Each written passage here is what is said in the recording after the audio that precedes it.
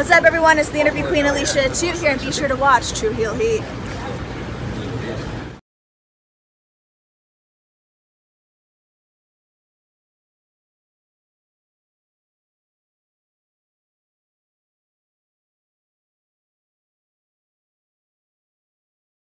All right, hello, True Heel Heat. I'm the AEW World Champion MJF. Just in case you're deaf, dumb, blind, stupid, or since you listen to this podcast or you're listening to True Heel Heat, and I apologize for that.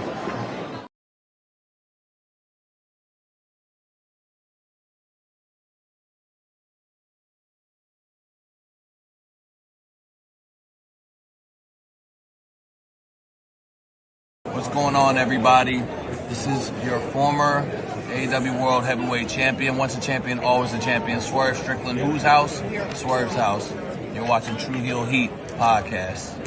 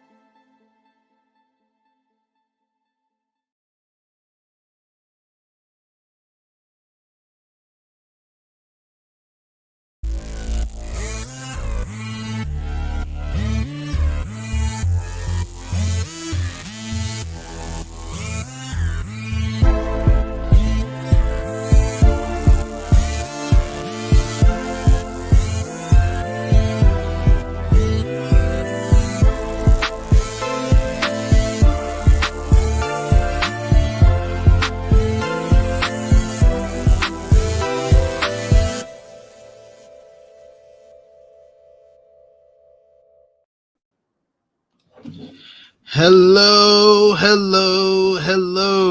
It is me, your True Heel Phenom SP3, and we are live on the True Heel Heat YouTube and Facebook for AEWramble episode 213, the better reunion, breaking down last night's August 27th, 2025 edition of AEW Dynamite as only we can. And of course, to do that, I am joined by my esteemed colleague. He is the man of 59,000 subscribers. You go to him for your TV and movie reviews, as well as your honest criticisms of Tony Khan and All Elite Wrestling, and of course, his amazing Yankee Fitted collection. He is Jimmy Macram. How are you doing, Jimmy? I'm good. I hope you all are doing well as well. Let's have a good show. That almost sounded nice. Yeah. I'm in a good mood. You're in a good mood? You had a good week? Not particularly. But I did think I was getting sick yesterday, and I feel fine today, so that's a win. So you're thinking about like spreading the wealth, not the sickness, but as far as like the good vibes that got you to not be sick. We're gonna pay it. Well, not good vibes. That doesn't work. But we're gonna pay it forward. Spreading love and fucking positivity. Wow, Jimmy Macram spending love. This is new Jimmy. New Jimmy. We're on a new year. But yes, we appreciate y'all for joining us live here. We appreciate y'all if you're watching us on demand. Either way, show your appreciation back. The simplest way possible is by dropping a thumbs up on this video. It helps us out so much. Helps out the YouTube algorithm so other wrestling fans like yourself can see this video. You can also share this video with all your wrestling fans, family, friends on all your favorite social media platforms. If you're new to the True Heel Heat YouTube channel, hit that subscribe button, hit the bell to stay notified for all the great content here. And of course, you can sound off in the comment section if you're watching us on demand. If you're watching us live, sound off in the live chat. We love to interact with all of you, hear everything, what you thought about last night's AEW Dynamite, their debut in the ECW arena, the 2300 arena in Philadelphia. And we'll get Jimmy's thoughts on, he already gave me a preview. We'll get his thoughts on how it looked. Which is always unique to Jimmy Macram. But yes, we'll talk about that. We'll talk about their residency that's going to be there for the next couple of weeks. And as well as yes. Do yourself a favor and Google Susan Boyle. Google Susan Boyle and just know she sounds great. She sounds fantastic. Google Susan Boyle. Do yourself a favor. That's ECW Arena. Good Lord. Wow, that was outrageous, sir. Come on. The words and opinions of Jimmy Macram do not necessarily reflect those of True Heel Heat, its viewers, or affiliates. We have to? We have to stay here? Like, why? If this wasn't the ECW Arena, would we be here? Let's be honest. Come on, man. No. Put this thing down. We appreciate y'all, and so we'll interact with y'all. But of course, if you're feeling generous, you want to give back to what you do here, you want to show your support to AEWramble and the True Heel Heat YouTube channel, you can do so with a super chat donation. Any dollar amount matters. It goes back to the contributors that you see on screen with us here. It goes a long way to help the channel grow and move forward, and we always appreciate the support. We even put a super chat goal in today that if we do hit our goal, we'll do another Q&A with me and Jimmy next week, and we always have fun with those, and maybe we'll have some pre-prepared stuff like we did last time so we can have stuff to chat about with all of y'all as we usually do our Q&As for members. So we'll do that if we hit our super chat goal today. But of course, in the live chat, we got Zach, who says it is Happy National Cherry Turnover Day. SP3 and Jimmy, I appreciate you for that, Zach, because I didn't know that you never had a cherry turnover. No, what the fuck's a turnover? Turnover is like a pastry. No. Cherry turnover. What is this? The 1950s from some fucking cartoon. They put the pie out on the fucking window ledge. What is this? Eric Isaacs in the chat. He says, hey, THH fam, a reunion that all elite is back. The Hangman and the Omega Man. And yeah, Cope and Cage are back too, facing FTR at All Out. You know what? I'll be nice. It was a good show. It doesn't matter how we got there. You want to hate on it so bad. I don't want to. I hate the bad vibes. Never meet a girl. She's pretty. She's got bad vibes. She's about to destroy my life. I know it. You're that girl. You're that girl. You were there for one of them. Oh, this show is what show is that? I feel it. Sitting here, I'm happy. I'm watching. It's like, oh, I know it's about to go fucking sideways. Whole lot of Edge, whole lot of Moxley, whole lot of old niggas. I'm just like, this was good, but I know this goes sideways. It just does. I know it goes sideways.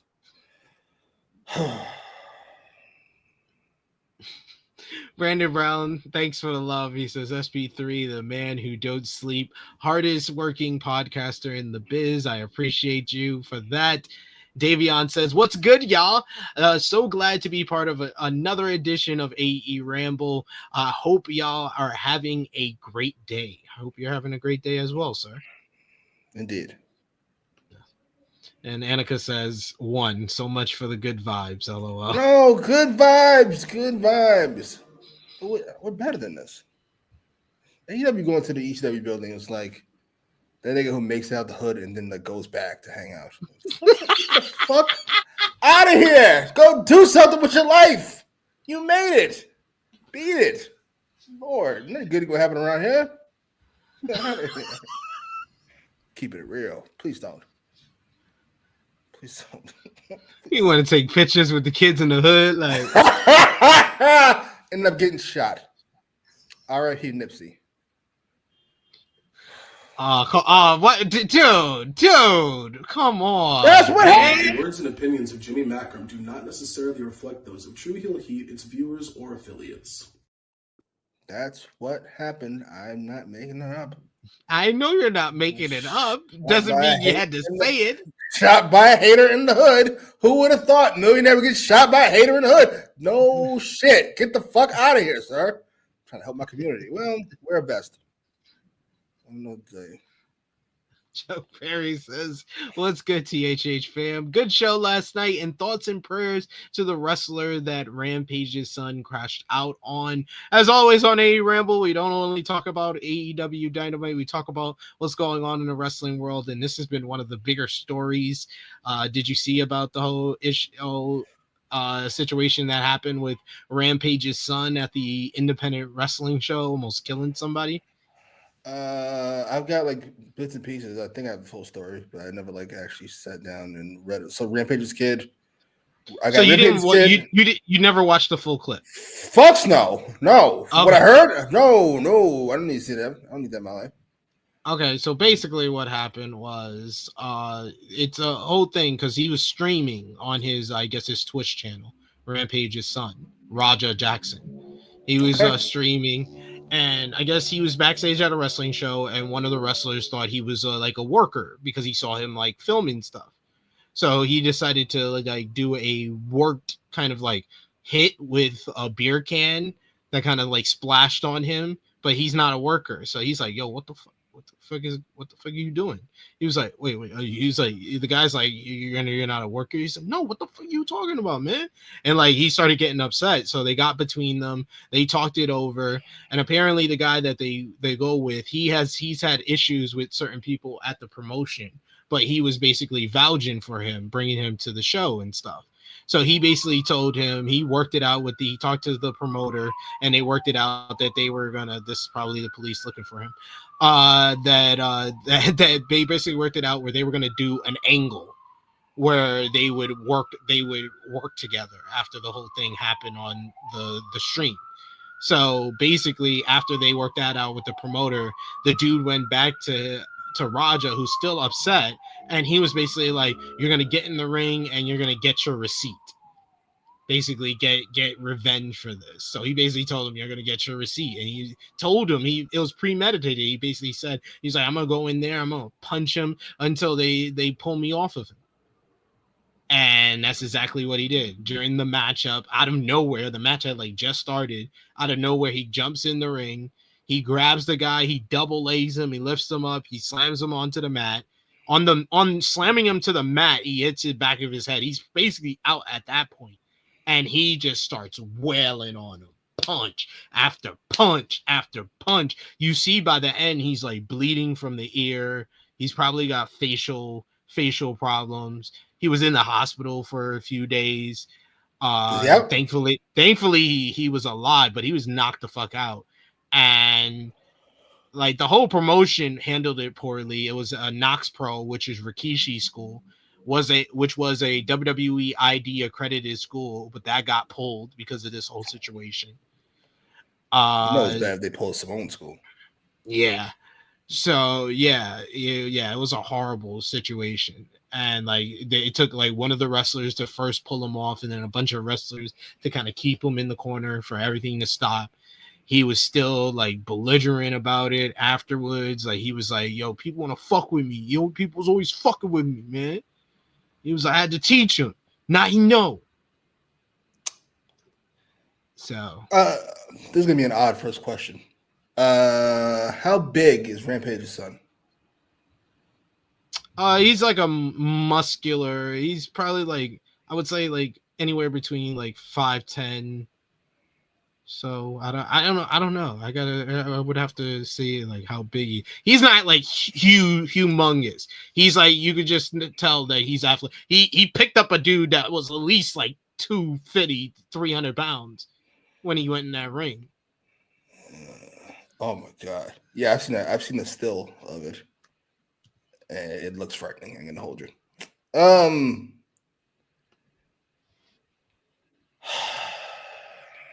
Oh, 205 fights at 185. He's a bigger guy. My guess was this wasn't pure testosterone. I don't want to make any accusations, but this sounds like unhinged behavior. Listen, if all this is accurate, and I have no reason to think it's not, I never want to advocate for anybody black going to jail. I just don't. It's not something I like doing. But yeah. All right, fine. But you know what? You're right. That's what I was thinking. It feels like a roid rage situation. Mm-hmm. And I'm not against the slam. I'm just not. It's wrestling. Fuck that guy. I'm sorry. He sounds like a cunt. I'm sorry your face got broken and you're almost dead. But you do sound like a cunt. That aside. Wow. Listen, getting your face broken does not make you a better person. I'm sorry. Oh, you're not a worker? Fuck difference does that make? Why are you an ass?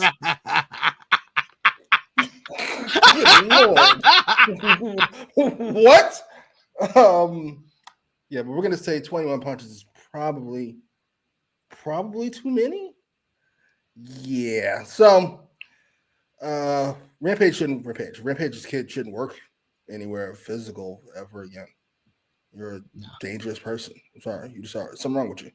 If you're not roided up, there's something wrong with you. And if you are, that's probably what it is. He should probably go to jail. I'm not gonna hold you. He said this nigga needs to learn not to fuck with him. This nigga needs to learn self-control. And sometimes prison is the only way to accomplish that. And it's not like he won't be fine. He'll be fine. You can handle yourself. You'll be all right. You'll spend a couple months in prison. You'll be fine. You'll be fine. You'll be all right. Sorry. Oh, my mistake. He said they said not Twitch is Kick. Oh yeah, Kick. Oh my god, good lord. That's just the Wild Wild West over there. Yeah, Big Man does says it was Kick, which is like the attitude version of Twitch on steroids. Weird things going on down there. It is the wildest thing ever. I just spent a couple of days on Kick. It was like, I can't believe this is loud in here. We are the superior race. It's like, wait, what is going on?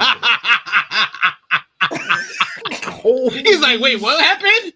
I made the wrong turn. Let me just delete this out my phone. Let's go see some gaming videos. What the fuck's going on with this? I'm out. Time to go. Meanwhile, women really should have the right to vote. Rampage was also streaming on Kick with Pedo Kunk Sneeko. Okay. Hilarious. Rampage's kid. Oh my god. I mean, Rampage's got a temper problem too. But he's an MMA fighter. And typically the referees are significantly more aware in MMA because it's an actual fight. If you don't get in there, somebody get fucked up. Who jumped in first to save this guy? After 21 punches. It was literally a worker from backstage who went out. I love that. Because the referee does try right before the worker gets there, but he can't pull him off. He's still wailing on him. Oh. Yeah. I'll be nice. I'll get us in more trouble. It's like I should be on Kick. I'll do it. Fuck it. This is why all cops should be built like Brock Lesnar. I've always said this. What the fuck? I don't believe in small men cops. I don't believe in women cops. I don't believe in any. If you can't stop me without a gun, you shouldn't be a cop. The words and opinions of Jimmy Macram do not necessarily reflect those of True Heel Heat, its viewers, or affiliates. Now, there's someone that fuck you up, but you get the point I'm making. He said, if they're not built like Brock Lesnar, You shouldn't be a cop. I'm gonna have to extend that to referees. Referees just be able to yank a motherfucker off. Like, hey, get off him. What's the matter with you? Like, what's the brother? Herb Dean. He could pull a Big John. Sometimes you gotta get this roided up motherfucker off this other guy. Sorry. Makes sense. Volov says, well, he went on a rampage. Nobody saved him. Someone. Yeah. The opponent in the matchup fucking pinned him. He's fucking knocked out, and a referee counted. Oh my god! What the fuck is going on? Who runs this place? I know Rikishi owns it. Who runs it? I don't know, but they fired, or they should be. Holy shit! At what point was he out? Was he out after the slam? Was he out after punch 3, 4? He's out after the slam.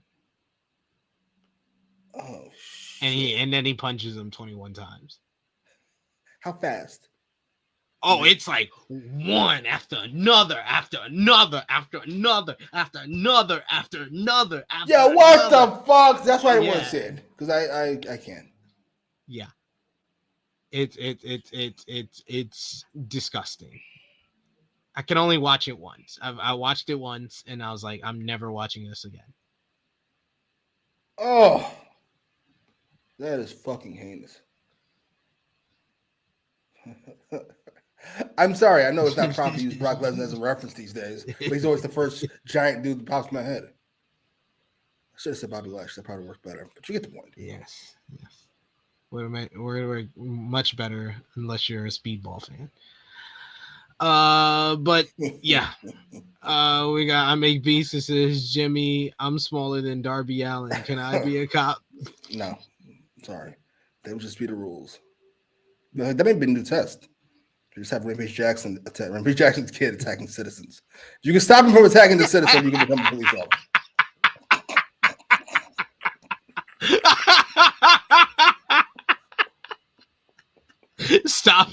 Stop him from killing someone, please. Will Chisholm says Jimmy needs a Fightful shows to see how long you can last. They don't want me over there. I'm like Bernie Mac. They don't want me over there. They're scared of me.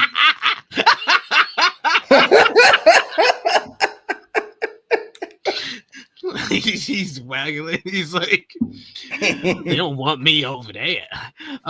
We got Chillin' with Chase who says, who runs the day-to-day is Manu's dad. Oh, okay. Manu, that was in the original set for Legacy back in 2009. Wow. That's Yeah. throwback. He's got some things he needs to shape up around there, I'd say. I would say so. 21 punches, nobody jumps in, we got an issue. Yeah. Yes. He even said, if you guys even remember who Manu is. Well, you knew I would. I had to see if Jimmy could. We're going to get Jimmy on In the Weeds. He has to just wake up at 10 a.m. Oh. Ooh, let me tell you something. I went to sleep at noon a couple days ago. I was up the whole night. Just bullshit. I know you take like melatonin or something. I take sleeping pills. They stopped working. I wonder why. Yeah, so you should take melatonin or something else. I had a headache last time I did it. I don't know what I'm doing. We'll see. Oh, we will. Did you want to bring up any? Is the kid gonna be all right? I'm not sure how old he is. Is the dude who got punched? He's an older dude, but older dude. That's a shame. It sounds like he's gonna be all right, but of course he's gonna have to deal with some stuff even after he gets out the hospital. He's still in the hospital now, I think. Yeah. I've punched people and I've been punched in the face, not 21 times. It's not a pleasant experience getting punched. No. 21 times? Unguarded? Lord. Yeah. So yeah, it is. I mean, outside of that, that was kind of the big thing on like Monday. That became like the topic of conversation. But of course, the weekend belonged to the Wrestle Wars.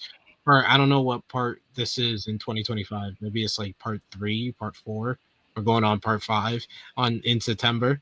But we had AEW, NJPW, Forbidden Door. You also had WWE, NXT, Heat Wave going up. They were both on Sunday. Any thoughts on Heat Wave from what you saw? That open match is fucking fantastic. I love that spot. I was gonna say I love that spot. And of course, it's the second time I had to see it in 4 days, but whatever. But he throws homeboy into the announce table. Should have been the end of the match. I gotta be honest. I think I prefer a count out. I know it's outrageous. I would have. Throw a nigga through an announce table from the ring. Count the stick out. That's how scary it is. That's how the match ends. I'm with it. But a pin is fine, I suppose. I didn't watch anything else. Just watch that. Do you agree with the Dusty finish? I think they did the Dusty finish better than MJF and Hangman did. It was well done, but I don't like Oba being treated as an equal to Javon. Who I do like. Just Oba something else, something different. I agree. And Forbidden Door. So the cage match, that was it's if you know what you were looking for, you probably enjoyed it quite a bit. It was a lot, we'll say. Was it a great match? I'd say it's a great match. I liked it more than MJF and Hangman. It was the second best match I saw on the weekend. I only watched it because I was told it was the best match of the card. So it was that. It was. I mean, it had a couple of memorable spots, especially the Darby fork spot. Moxley Darby fork spot. I don't even want to get started on fucking Darby. They didn't get started on by the end of the night. Oh, we're gonna talk about him. This guy making up for lost time. My favorite spot of the whole matchup is Tanahashi. Don't do this. Don't do this. Don't do this.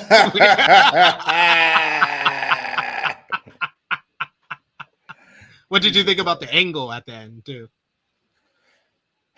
Listen, I've been complaining about angles not happening in wrestling anymore. Instead of just coming out and saying, hey, those niggas hurt, so he's going to be gone for how many months. I'm not mad at the angle. You kind of spoiled it by having him come out and yap on Wednesday beforehand. But still, it worked for me. I liked that a lot. A little mad to have the Moxley in them, but I did like it. Can't escape this nigga. It's like dark EO. Lost the belt and now to see this nigga more than ever. What the fuck? And the MJF Hangman match? Overbooked.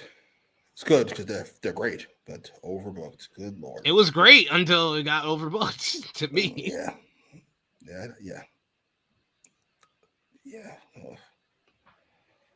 But yeah, you know what? It worked. Hangman's reign.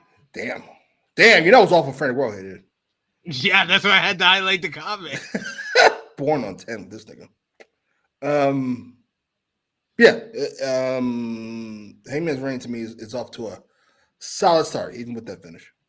Yeah, because they work really well together, and I like the direction that we saw on this show. But we're gonna get into that show. Oh wait! Before we do, I gotta say this because this is infuriating, and I grow more annoyed by the fucking day every time I see somebody talk about Bozilla. And now Frantic World's talking about Bozilla, future AEW star. Why? For what? You wanted this to be Act 3, Take 3. We did Camille. We fucked it up. We're in the middle of fucking up Megan Bank, who's decided to pair up with this bum. And now we want to get Bozilla. Why? To do the same fucking thing? Are you fucking serious? Let it go. You did it. It's done. You can't do it. Move on. She's too tall for you. You hate her guts. He hates her guts. He hates tall people. It's fine. It's fine. He said she's too tall for you, bro.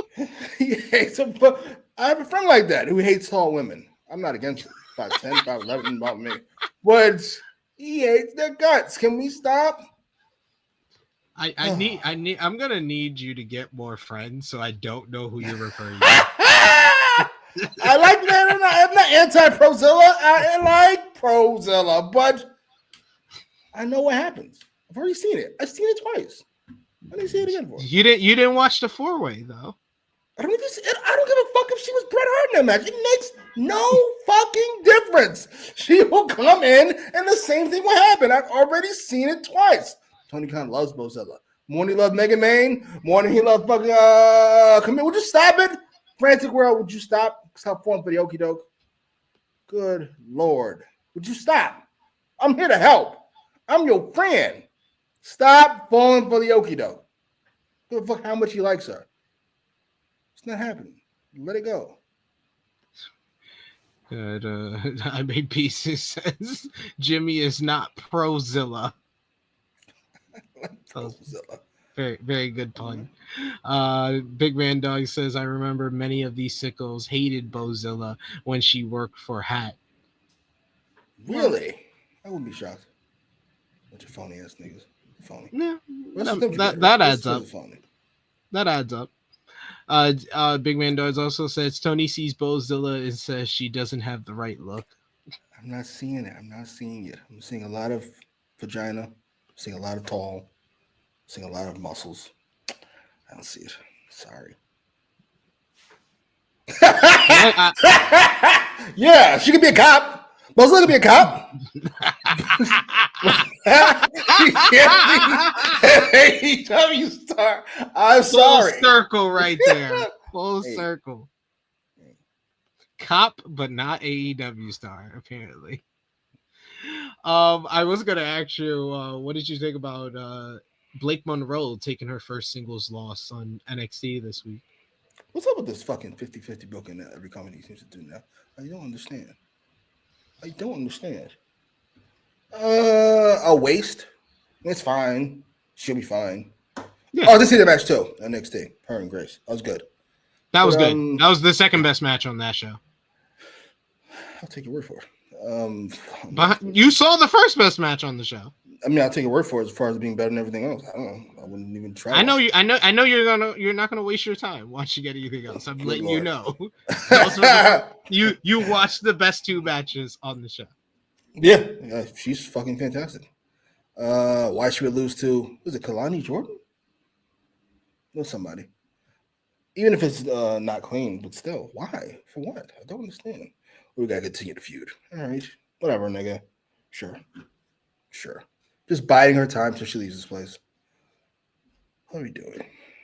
Lord. I think the only other match on or matches on Forbidden Door you should probably watch is Swerve and Okada and Zach and Nigel.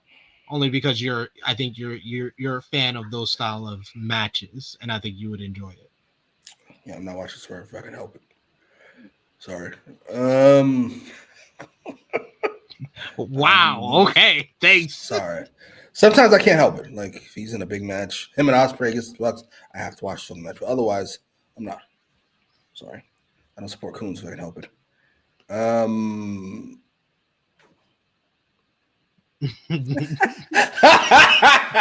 Big Man Dog says you need to fail Jimmy's cop test to get a push from Tony. Laughing emoji unless your grandfather then. That's a good test. That's a good test right there. Camille, Megan Bain, all passed the cop test. All flopped. Oh, Lord. All cannot be pushed in all elite wrestling. It's fucking despicable. All right, Jimmy, you let your thoughts laid out over the weekend, over the week that was. We'll get some thoughts on WWE stuff to close out the show, but let's get into AEW Dynamite. AEW Dynamite last night took place from the 2300 Arena, formerly known as ECW Arena in South Philadelphia. Jimmy, let all your angst out about how you feel about how this place looks. And then how did the crowd sound last They sounded great. They sounded fantastic.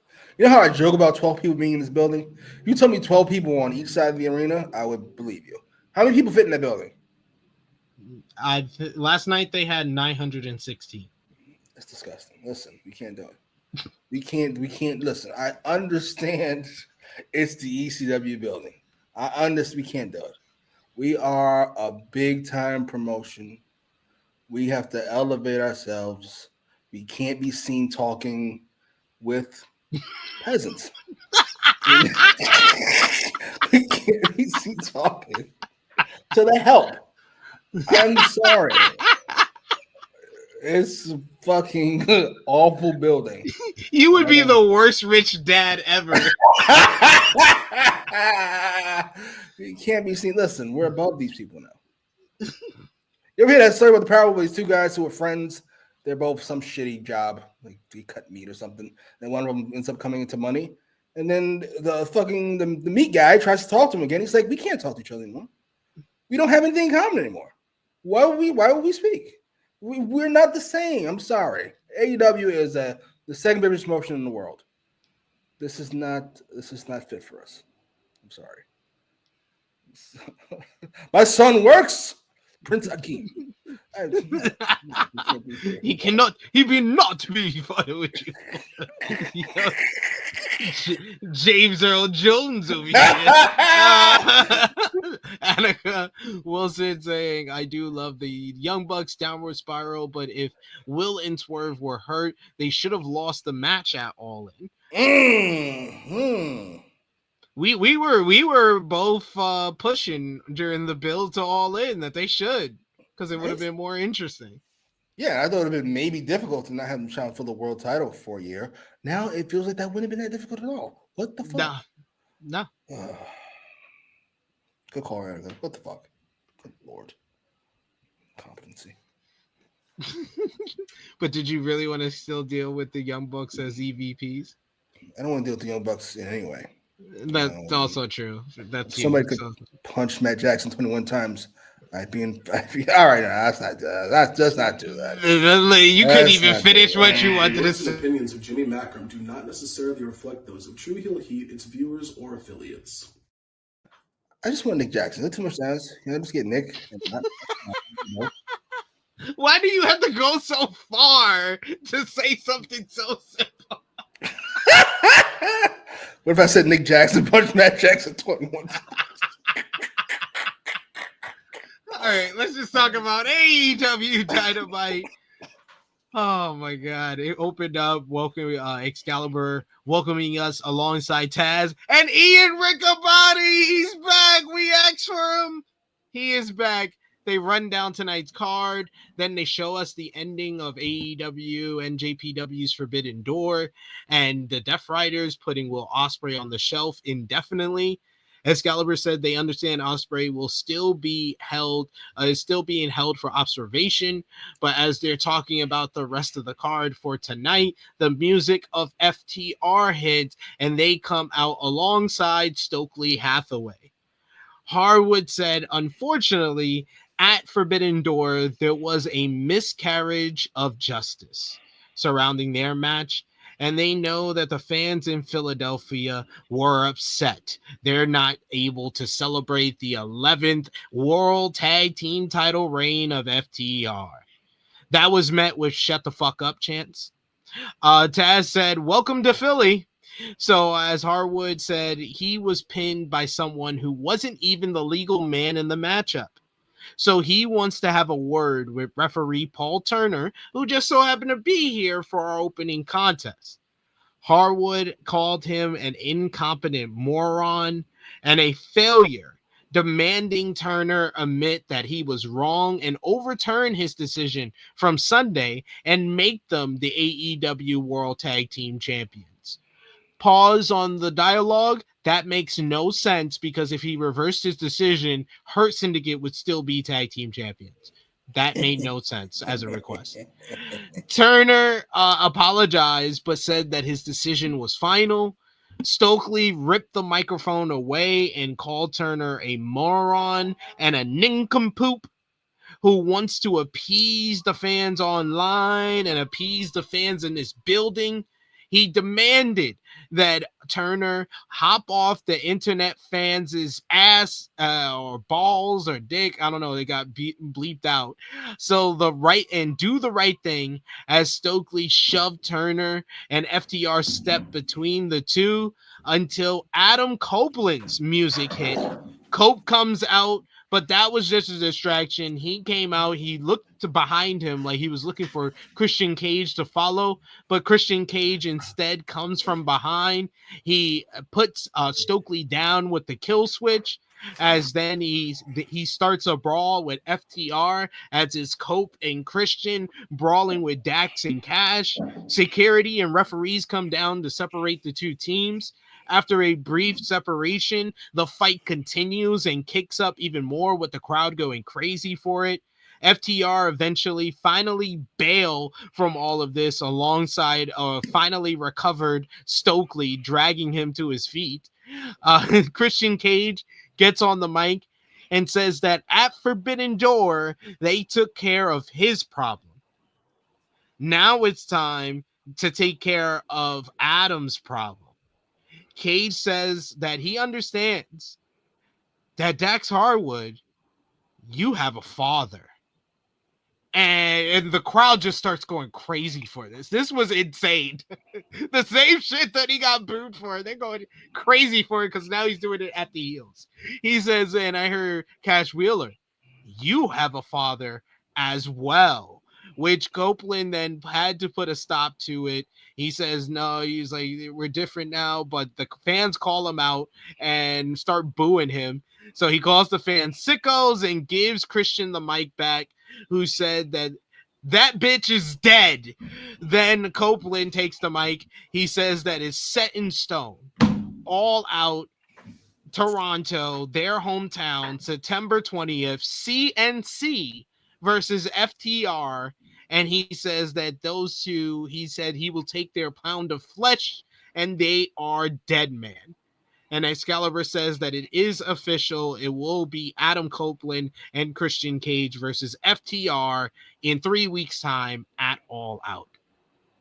What did you think about this opening segment here? I thought that this was a nice change of pace, because usually we get the AEW kind of after pay-per-view glow where they want to talk about how great the pay-per-view is, and all we get in the opening segment is really like fallout from the last pay-per-view and not directly into what's going on with the next pay-per-view. It had a sense of urgency with them doing this angle. As soon as FTR came out, I knew what they were going to do, but I like how everything turned out, and I thought the crowd added to the feel of the brawl and everything. And I thought it was a nice dichotomy with the reaction Christian got, where he's just doing the same bit, but now he's doing it against the heels and the fans are loving it. It is a nice change of pace. I do like the direction that his character goes on now, between the matchup on at Forbidden Door, where he didn't even want to get in the ring with Killswitch and he was still the asshole Christian. I like the direction they're on after the promo last week.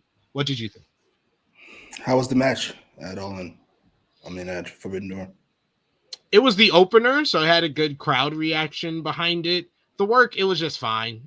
It wasn't anything mind-blowing. It's probably the worst match on the show, but that's because everything else was very good to great. Calm 3? Yeah, Calm 3. Calm 3 sounds good. 3.25 I gave it, I think. Oh, we're not getting an AEW bump. We're not doing that. This was good. Matter of fact, this is the only segment on the card which I thought benefited from this shitty looking building, because it did feel gritty. Starting with FTR just coming out doing their own thing, Stokely being a mess, and then Edge and Christian. This all worked for me mostly. As a matter of fact, Edge is probably going to be the best he's been in AEW, standing alongside Christian. Getting carried again, but that's not the end of it. We're gonna move on. It's the best. It's the best Cope's gonna look since the last time he feuded with Christian. So yeah, it seems like that's the key to Cope being good in AEW. It's just pair him up with Christian in some way somehow. This all worked for me. I'm not looking forward to the match. I mean, I'm sure it'll be good because FTR is fucking fantastic. If you can get that match out of the Outrunners, you can get a good match out of fucking Edge and Christian. Yeah, this is good. This is a really good start to the show. I enjoyed it. Yeah, because Stokely sold the hell out of that kill switch. That was great. That was great. That was great. Christian just using a heel move, sneaking from behind to get it up. I love Christian keeping his character as he should. This is complicated. Yeah, it didn't need to be complicated. I think that was probably maybe what the disagreement was behind the scenes of. They wanted Christian to do probably a full babyface turn, and Christian was probably like, "Nah." He's like, that character sucked. Why would I want to do that again? He's like, I finally got the best character I've ever played in my career, and y'all want me to switch up because Cope is here? Who? Because Adam, my sixth grade science project partner. He's here. I thought you could see my sidekick. And I'm like, that's accurate too. I mean, wouldn't be that far off. Wouldn't be that far off. Big Man Dog says it pots me how SP3 is almost always a quarter ahead of me. AEW bump. Don't have it. I don't know what you're talking about. I saw fucking Dave Meltzer ranting about journalism the other day. I almost blew a gasket. The lack of irony in this is jarring to me. And people just care about their favorites. And blah, blah, blah. I'm like, are you fucking saying this with a straight face? Holy shit. Get out of here, soy sauce head. Oh, I hate his guts. Why do you hate him so much? You don't know him. I don't know him. As long as I don't know. I know enough. I know enough. I don't need to know everything about you. Like I need to know what you give to charity, and you go to church every Sunday. You're nice to your kids. That could be true for Swerve, but he's a coon, so hateable. And if Dave's an idiot, so you're hateable. That's all I need to know. I need to know nothing else. That's all. Well, before tonight's main event, we get a video package from Darby Allin, which had one of Darby's best promos, and I've been very complimentary. I couldn't hear it. The background music. Shitty. What was that? Good Lord. He apologized for those who wish he died on Mount Everest, but he's still here, ready to take everything from Jon Moxley. It wasn't just about the AEW world title. He's going to take Moxley's career, destroy the Death Riders, and talked about seeing the bodies at Mount Everest when he climbed the mountain and all the bodies that didn't make it. All the moments Death Riders have taken from people in AEW, shortening careers, shortening lives. He said for Moxley not to step foot in the ring with him unless he's willing to die. At All Out, he's taking everything from Jon Moxley. The whole video shows Allin ripping off the bandage from his basically destroyed ear from the Forbidden Door matchup, the lights out steel cage, and he used the blood to do this painting that says All Out, and then he lit the painting on fire at the end.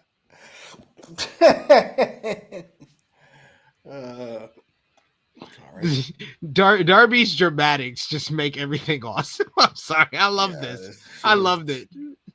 He's such a fucking art student. Like, good Lord. So then he paints it with his blood from his ear. How long did that fucking take? He had to sit there for half a day waiting for more blood. He's like, I just let it bleed. He's like, wait, you haven't? No, Tony Khan, when he tells Tony Khan the idea, and Tony's like, wait, you haven't got it stitched up? I told you to get it stitched. He's like, no, I knew I had this in mind. This is what I do something. It's gonna be this. Then he uses his vague sting magic powers to fucking set this thing on fire. All right. Whatever, sir. This was fun. Outside of the music, which is fucking heinous and entirely too loud. This was fun. I like that a lot. I like the fact that, boom, first segment, one match for All Out. Second segment, the challenge for All Out.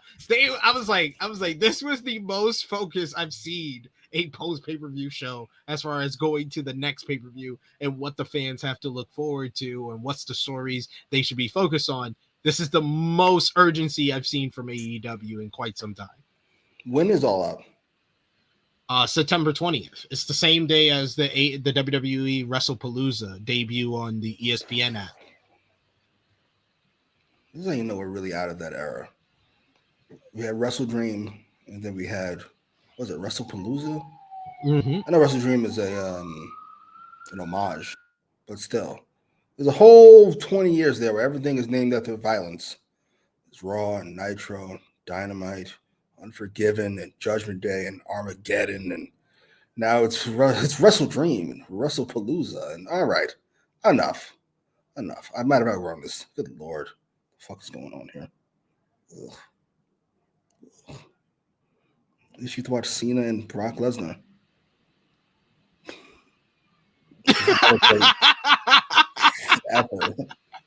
And I'll get to watch it fucking 10 years later. Beautiful. 10 years out of their prime. Seems like most people enjoyed the Darby Allin promo, and yeah, we're out of that era. We're definitely out of that era. Yeah, what the fuck? Big Man Does says wrestling pay-per-view names have fallen off so hard. It's jarring. What was the last great one? Damn. Trying to think of any AEW titles I like. I mean, they're all fine. I don't hate any of them. All in. I hate Full Gear. That's a terrible name.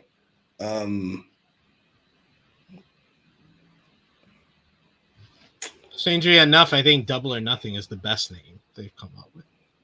Really? So I was gonna put that in the mid box.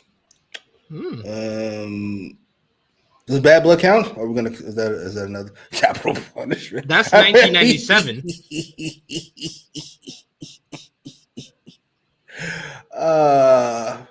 The fact that Bad Blood pops up every many years is fantastic. 97, and then they brought it back with Austin in 03. Yeah. And then recently. And then last year. I don't know. Yeah. Oh my God. You know what? I can't blame AEW. I forgot. They lost their fucking minds for a while. Stomping Grounds, Great Balls of Fire, Capital Punishment. What is this? Good Lord. This is terrible. They just went on that they just went on that streak of just like, oh, we're putting out the worst names ever. The product roadblock. Oh my God. Oh God. Yeah. The product fit the names though. That's all that. Yeah, the creativity was the same creativity was going to the product. So Quake by the Lake. Oh shit! I forgot. You know what? That takes it. I forgot about that. Quake by the Lake. Oh my God, that was awesome. For hours. We still talking about it. 3 years later. 3 years later, we still talking about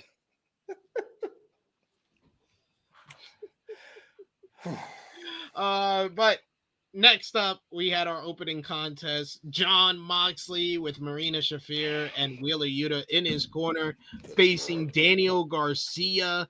Oh, I forgot to talk about with the opening segment, the best part of the opening segment, the thing that stole the show. FedEx guy against Cash Wheeler. You a bitch. You a bitch. You a bitch. All right, take it easy, sir. Fucking relax. I was like, you on the clock, nigga? You acted a fool on the clock. Good for you. Best part of the show for me. Hope you're fired. I don't hope. Wow. Wow. How dare you? Anybody who gets that into anything should get fired.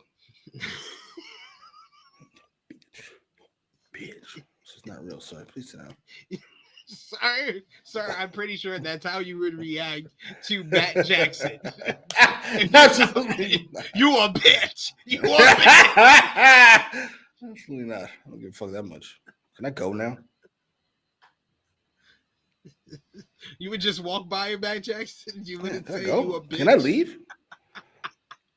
I whisper, how long is this match going to be? I could take a break. I'll be back. Let's take a walk. I'll get some snacks. You want snacks? I'll get you some. Put on the t-shirt. You want snacks? I got You you. want snacks? I got you. We got Cute Potato says, God, please give me a Jimmy and Matt Jackson interaction. Just what I need to get jumped by the Young Bucks. Ain't that a bitch? We had John Moxley with Marina Shafir, Willie Yuta versus Daniel Garcia to open things up. Moxley controlled in the early going, but Garcia was able to slow the momentum down with a dragon screw through the ropes, sending Moxley outside. Shafir stared a hole through Garcia, who hit multiple charging drop kicks against the barricade. Moxley scrambled back inside, but a brief distraction from Yuta and Shafir allowed Moxley to hit a big boot and regain control. When the other members of the Death Riders on the outside tried to surround Garcia, that brought out Daddy Magic to support him. We get Garcia, who picks Moxley's leg and then gets him in an ankle lock. Moxley was able to scurry away outside to regroup for a bit before we went to our first commercial break. Then we come back. Things return with Moxley in the driver's seat. We get Moxley joined Garcia in the corner. He started slapping Garcia, which only woke him up as Garcia eventually bites the leg of Moxley. He then delivers a massive superplex. Both men started slowly getting up. Moxley started absorbing some lariats until he hits Garcia with a forearm, and Garcia does the Nigel rebound lariat and gets a near fall. After trading pin attempts, Moxley exploded out with a cutter, but Garcia held onto the top rope when he went for the paradigm shift and then sank in a half crab. Garcia eventually is able to roll through on a bulldog choke attempt and then hits a massive power driver for a near fall. Each man start trading near falls until we get Garcia, who looks like he has things under control. He gets the Dragon Tamer on Moxley. Moxley's able to reverse that into a bulldog choke, but then when Garcia gets out of that, Moxley is able to reverse it into an inside cradle for the 1-2-3 to pick up the victory here. I thought this was a great opener to the show. I thought they worked really well with one another. I thought the crowd was into this great. I thought this was the best that Daniel Garcia has looked, I would say, all year long, even better than his TNT title run for sure. I really enjoyed this one. Moxley was great here. I thought he was a great heel, giving Garcia a lot in this one. Post-match, you get Wheeler Yuta, who's given the mic by John Moxley, as Moxley sees Garcia is broken up on the outside and goes to talk to him. Wheeler Yuta says that Moxley's not going to even waste his breath. Darby Allin, as far as your challenge for All Out, Moxley says no. We get a close-up of Moxley talking to Garcia, trying to talk him down as he's obviously upset, and it looks like he's trying to recruit him to the Death Riders. So it seems like right now we got a story where the Death Riders are trying to recruit Chris Statlander and now maybe Daniel Garcia. And I love Wheeler Yuta is looking at him like, oh, I'm so much better than you now. No, you're not, sir. Stop it. But what did you think about this matchup here in the post-match with Moxley seemingly trying to recruit Garcia? Match was good. Good in a way. Steel pizza is good. I mean, it's supposed to be good. It's structured properly, and it's got cheese on there, cheese, got sauce, bread.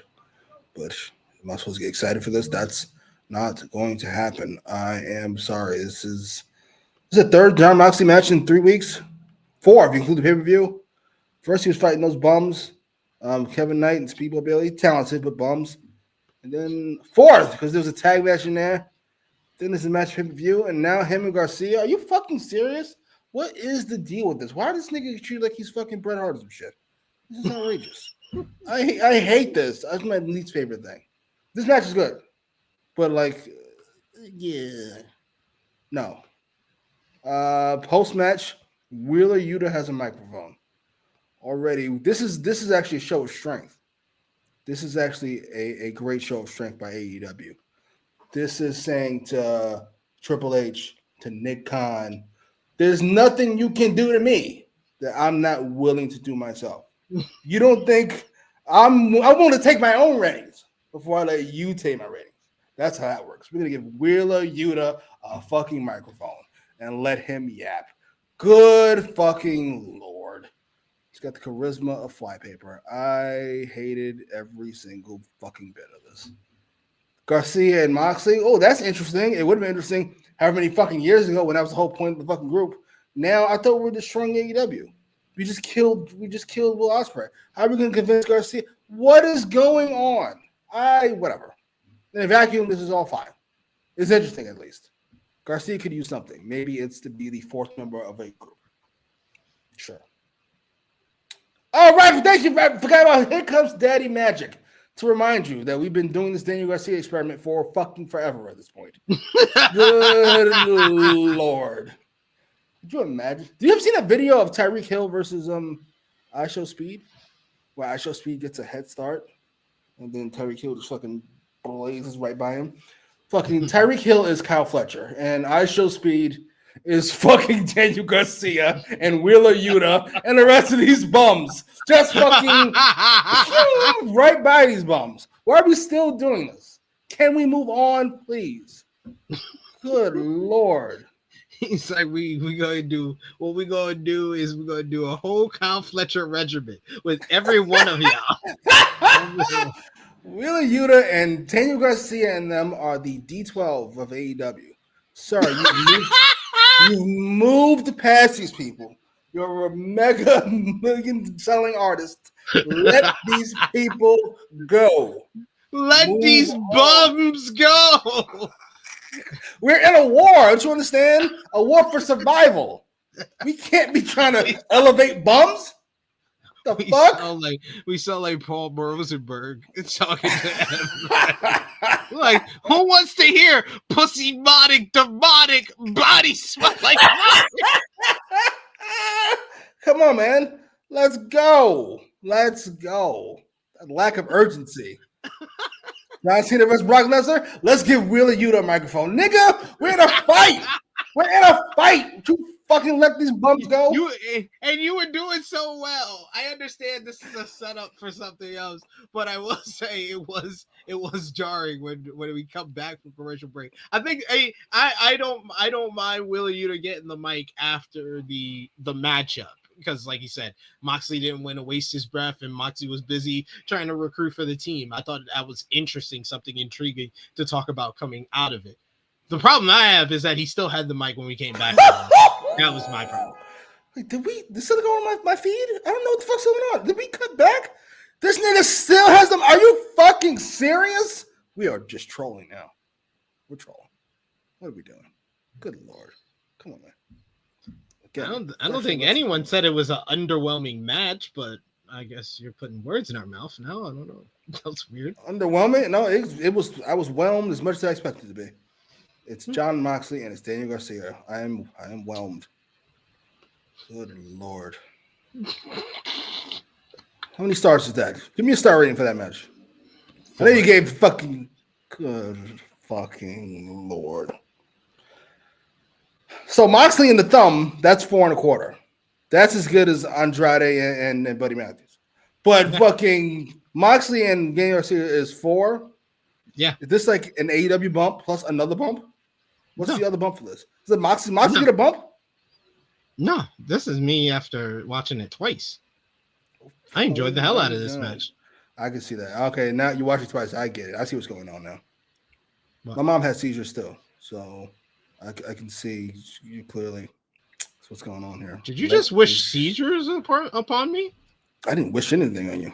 Seizures are awful. I would not want to wish that on my worst enemy. Yeah, so don't. So I wouldn't watch this fucking match twice. Okay, that's you. Yeah, I know. I have to take notes and I have to tell the story. Take notes. It was fine. You know, King Potato, that's your note. It was a fine match. No, they didn't just say that. Yeah. This is why I have to watch things twice, because you will just tell me that and then that's it. But next up, we did have the part that I didn't enjoy. That Wheeler Yuta still had a mic after the break. Wheeler Yuta got back in the ring saying that he had a lot left to say. The show won't continue until he chooses. Yuta trained and busted his ass in this building, and it got him F you Yuta chants, and it used to bother him until he became a Death Rider, which means your chants don't mean jack shit. Yuta brought up that Will Ospreay was taken out by the Death Riders and taken out on a stretcher at Forbidden Door. Chuck Taylor has a career-ending neck injury, the same as Bryan Danielson, whose career Yuta said that he ended himself and that he's the new American Dragon. The lights went out. And I heard there was some people who thought that Brian was going to come out. I was like, no, I thought it was going to be an ECW spot, because I was like, it's ECW Arena. It's probably going to be the ECW spot. But instead, we get the Hook logo. It's shown in the Raptors, and new crooner music, a 1996 track. That's I told my girl I'm coming back in town or something like that. Is heard. It's the same one that was from the vignettes that played to build up his return. And Hook is back in AEW. Hook comes out to a good pop from the fans. He seeks in all the applause and the chants. Yuta, when he gets into the ring, Yuta charges at him and misses. Hook locks on the red rum, and then he waffles Yuta with a Superman punch before Yuta bails. Hook stands tall, and he is officially back in AEW. What did you think about Hook's return here, or the promo work of your favorite, Willie Yuta? Add Hook to. You know what? I'm gonna give this one a shot. I'm gonna give this Hook one a shot before I add him to the list with Wheeler and Garcia and them. But he's just about there. Just about there. Something we have to leave in 1998, or whenever his push started. It's over. Done. Somebody asked about the song. Song, I don't have an opinion on it one way or another. It just doesn't sound like, it doesn't sound very hooky, ironically. It just feels like generic song 6. I don't care. I really do not. We got Welcome Back Hook from your pal Frantic World. We got Derek who says SP3 and Jimmy, do you guys like Hook's new theme? It sounded like a Frank Sinatra song. No more Action Bronson. Sad face emoji.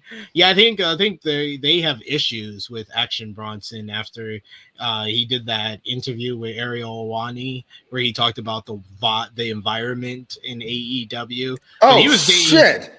Yeah, he was talking about in 2022 when he did his matchup at Grand Slam. That's when he was talking about. What was but the interview, he was like, it was just weird. It was weird because he was like, that followed Brawl Out, and there was a lot of issues behind the scenes at that point, but it was just a really weird vibe. That's not that bad. Yeah, I mean, it wasn't the worst thing. I don't understand why it was even a topic, because I think this interview happened, I think, at the end of 2024. But yeah, I think that became a problem. Apparently, it's been smoothed over behind the scenes, but by the time that it was smoothed over behind the scenes, they had already made the decision to give Hook a new theme song. Smooth over? I don't approve. Unless by smooth over, you mean they called him and he told him to suck his dick. That's the only smoothing over I would do. The fuck out of here. Mad at what? Look at my balls. Enough of these people. Sensitive Susans. It's weird. How dare you? Beat it. Well, good on you. Good on you. We inch closer to another totalitarian regime. With fucking Triple H's regime, and now we got this one. Great. That's just what I need. No good guys in the business. So what I always hoped for. You're in rare form today, sir. I must say. I'm sorry. I'm over these people. I'm over all these people. Yeah, he said it was clicky. He's like that was about as it that was about so nothing really terrible. Yeah, Hey, that's why I felt about it. he went out there and he told the truth. How dare he? Fuck out of here. Oh, I hate these people so much. Here's one of the better parts of the show for you.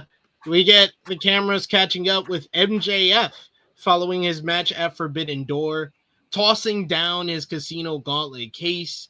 He says, I'm in the ring and I'm bleeding buckets. And what do the fans do in response? You deserve it, chance. He says he had his AEW world title won, while Mark Briscoe cost him everything, and the fans chant, you deserve it to that as well. While they're right, he deserves so much more than this company, and says that if he sees Mark Briscoe again, he'll finish the job from last week.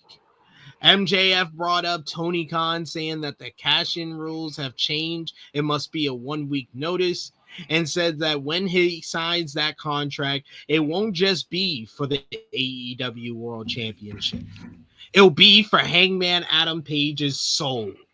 Once MJF is done with Briscoe, Page will be next.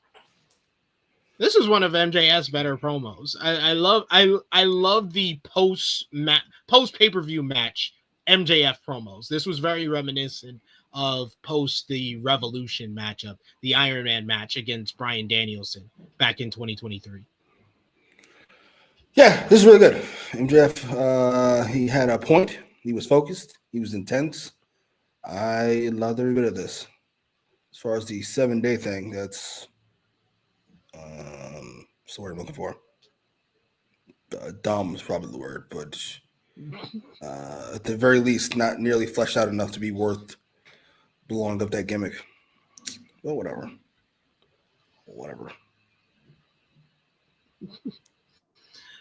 We got Big Man Dogs who says amazing babyface. MJF did nothing wrong. Yeah, he did. He did. Big Man Dogs. You are right. He said Tony listened to the people on Twitter who hated the cash-in gimmick. Don't you listen to people on Twitter who want you to push the women? Fucking bum. No. It's like, why do you listen to them for one thing and not the other? Like, do everything at once or nothing at all. I'd rather that. It's a fun gimmick. 7 days. Unless we're gonna keep it, like for everybody, forever until the end of time. But or this could have been like a punishment for MJF going back on his word. This could have been fun. But yeah, this is just kind of sloppy. Yeah, it feels like a response to online criticism more than anything that's a real big issue about it. Because the cash-in gimmick, despite the complaints online, it's one of the most guaranteed pops in WWE today. After 20 years of the gimmick, it still is the guarantee. If they want to pop or make a moment, cash in. That's true. Need something. Yeah. Like and at least have it to the point where somebody is able to cash it in successfully and become champion. Yeah, I didn't even do that before you took away the gimmick. You know what? On second thought, now we keep talking about it, I'm going from dumb to fucking ridiculous. This is bad. I forgot that MJF had to go through a lot to win this fucking thing. And then you're gonna change it after I win? As a boss, that'd be fucking heinous. That'd be a fucking heinous idea. You guys need to sell this much to get a bonus. Then you fucking make this much. He goes, actually, you know what? The number is now different. Get the fuck out of here. Are you fucking serious? Nah. No, it's not. It's not ridiculous.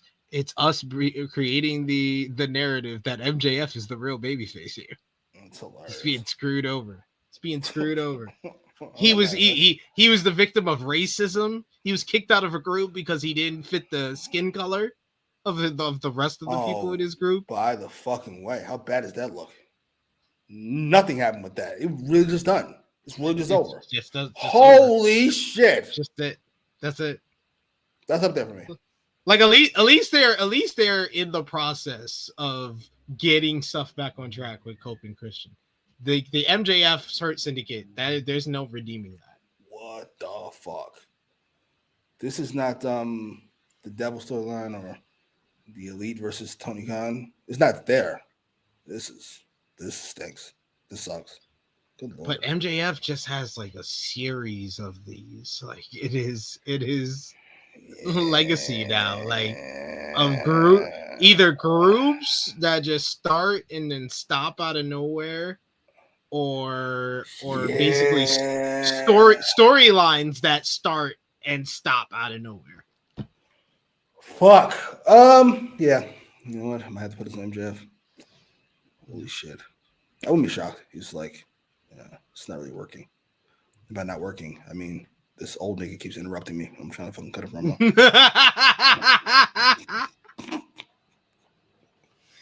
The other Mikey says no light skins allowed. MJF not allowed. The syndicate is problematic. Yep.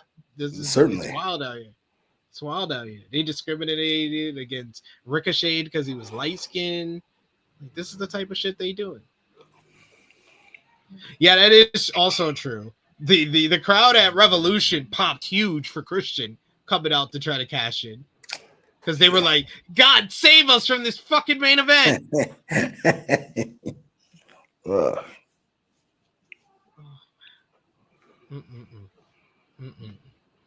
Next up, we had the women in action, tag team action, actually, Megan Bayne and Penelope Ford versus Harley Cameron and Chris Statlander, the dynamic duo entrance, where they both came out together to Harley's music at that, which I did like.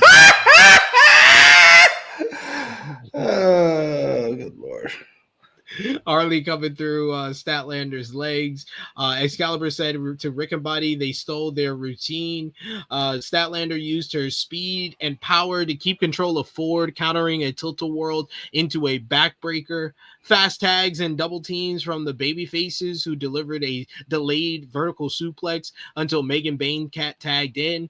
Cameron demanded a tag, wanting revenge for her broken nose, so she came in to do battle with the Megasis. They took advantage. Eventually, Cameron is able to make the hot tag to Statlander, who starts running wild. We get twisting Fisherman Buster on Ford for a 2 count. Ford flipped out of a back suplex, and Bayne made that blind tag. Caught Statlander throwing her partner into her arms, chucked Ford back at Statlander into a cutter. We get a high stack, a German from Bayne on Statlander, but then Harley came in to make the save. Ford and Bayne went for double moonsaults, but both missed. Statlander and Cameron hit a Shining Wizard and thrust kick at the same time. Bayne comes flying in. She hits a big lariat onto Statlander, but Statlander gets back onto her feet, hits a discus lariat. All the women are down. Big ovation from the ECW arena crowd. Bayne and Statlander start slugging it out with forearms and kicks until Ford made a hot tag.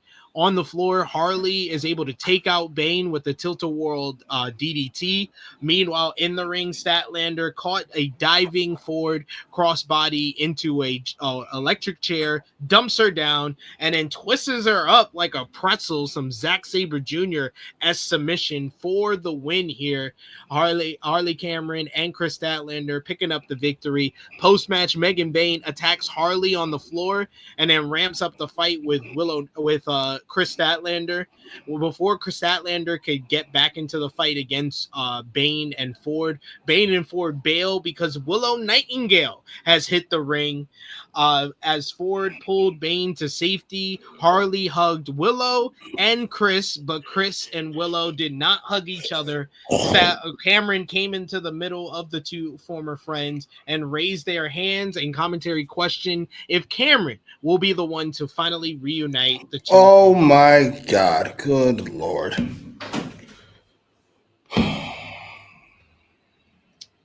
This is what happened. I'm just telling you what happened. I enjoyed this. I thought this was a good tag team match. What did you think? Good match. Post match was fun, if not impossibly silly. And yes, Anna, that's the second time I heard you say that. Yes, this is better than Willow fucking coming out as a designated woman in the Death Riders thing. Yes, it is. It's better. I'm sorry. It is what it is. But listen, this is what it is. I don't particularly. This is busy work. They used to call it. This is stuff you do at your desk because you're forced to be there 8 hours a day. This is busy work for Tony Khan. I've got to put women on the show. Here you go. Yeah, a bunch of you. And next week it'll be a fucking $100,000 fucking whatever the fuck. Yes, just so, hey, they're on the show because I'm a good guy. Look, hey, enough of this fucking nonsense. I didn't put them at 9:15. Yeah, you're welcome. So I did lump them all together, which is hilarious and his best bit, I must say. There's Statlander and there's Megan Bain and there's Willow. And I could even argue Harley Cameron. There's a jarring amount of people underutilized in this one match. It's kind of impressive. Good on you. What the fuck? We should be getting ready for Megan Bain to take this belt off Toni Storm. Instead, we're not. We're not because they blew their load early. Good Lord. It would have been great if she got the shot now. There was some people that believed that Megan could get the win, but it was always people like me and you that was like, no, now's not the time. Tony just had one of the greatest women's matches of all time. You should probably keep the title on her for a little while longer. But now we're hitting a point where Athena had some people convinced as well, and even I was like, my heart was like, I want Athena to win because that's the only way she could stay on AEW TV. But I knew what it was gonna be at the end of the day. But we're running out of challengers, and of course there was a lot of people, you included, who believed Mercedes was gonna win at All In. But we're running out of challengers that's going to be convincing at this point. We're at that point now. We're there. We're there. I don't know what the solution is. I'm actually running out. I shouldn't say running out. It's out. No. The people that we're talking about are the people that were just featured in this post segment. And no, I'm not talking about Harley Cameron. I'm talking about Willow Nightingale and Chris Statlander. But they don't seem even in the same orbit right now. What? All right. I think they would be the best options to beat Tony at this point. Well, there's the best option for anyone, everywhere. But no, it's not happening. It's irrelevant. It's quite literally irrelevant. Okay, if you were booking AEW, who would end Toni Storm's reign? I'm starting from now. Like, I got the job yesterday. You got the job yesterday. Starting from Willow. Now. Exactly. How she do it? I don't know. I don't care. It's irrelevant. Squash. Squash on fucking Collision. Ta-da. You're welcome. Seems about right to me. Seems to work for me. Yeah, my answer would be one of these two. It would be Willow Nightingale or Chris Statlander. You guys have class. Absolutely. I said King Potato. What? The rest of you guys have class. Oh, no, you did too, King Potato. Yeah, Willow. That's my answer. Willow. One of these two. Ain't no two. It's just Willow. It's not Willow from the front and Willow from the back. Sure. That's about it. Wow. This guy. Good Lord. All right. Speaking of Mercedes Moné, I brought her up. 9 Belts Moné was next up with her championship celebration. All the titles were arranged in the ring on a table. Renee Paquette introduced Moné to the ring. She came out wearing the TBS title. Taz was singing along to her theme, but said due to his bad hips, he can't do the dance. Moné counted off all of her titles as Paquette ran down her resume in the past month. Moné calls herself the greatest of all time, the history maker, the record breaker, and she brings up her next goal. She says that Ultimo Dragon had 10 titles, which is a record she'll smash. Any woman with a title, she's coming for you. Paquette brings up Alex Windsor, tapping her out last week on Dynamite and coming close to winning at Forbidden Door. To which Monet questioned if Paquette is stupid or are you dumb? She wasn't tapping out. She was trying to squash a bug that was in the ring. She says that she was a better Rev Pro champion than Windsor ever was, and said maybe Windsor is jealous because her man was doing her dance, which she said to William that she loved when he did the CEO dance. If Windsor keeps it up, she'll put her in a hospital bed right next to her husband. Monet says had enough talking and tells Renee to leave the ring so she can dance. CEO, CEO, CEO. This seemed Put the other like a picture back up. very long segment to build up the Mercedes Moné and Alex Windsor rivalry, and didn't need to be in the ring. This could have been a backstage segment and cut about like 2 minutes from it. The rest of the show must take off. So I remember really liking the show. And so far, I've not really liked this recap. I ain't gonna hold you. This was a waste. Shady's not a good promo. The promo was fine. I thought the wind was cute. That counts for anything. She looked great. This fucking bell collector stinks. At least we've got an established goal now, which is Ultimate Dragon, I suppose. Sure. Whatever. Let's go with that. First, we got to beat Hollywood's girlfriend, his wife, pardon me, who is now getting a single shot at the belt. This is ridiculous. This is insane. This is how are we getting away with this? DJ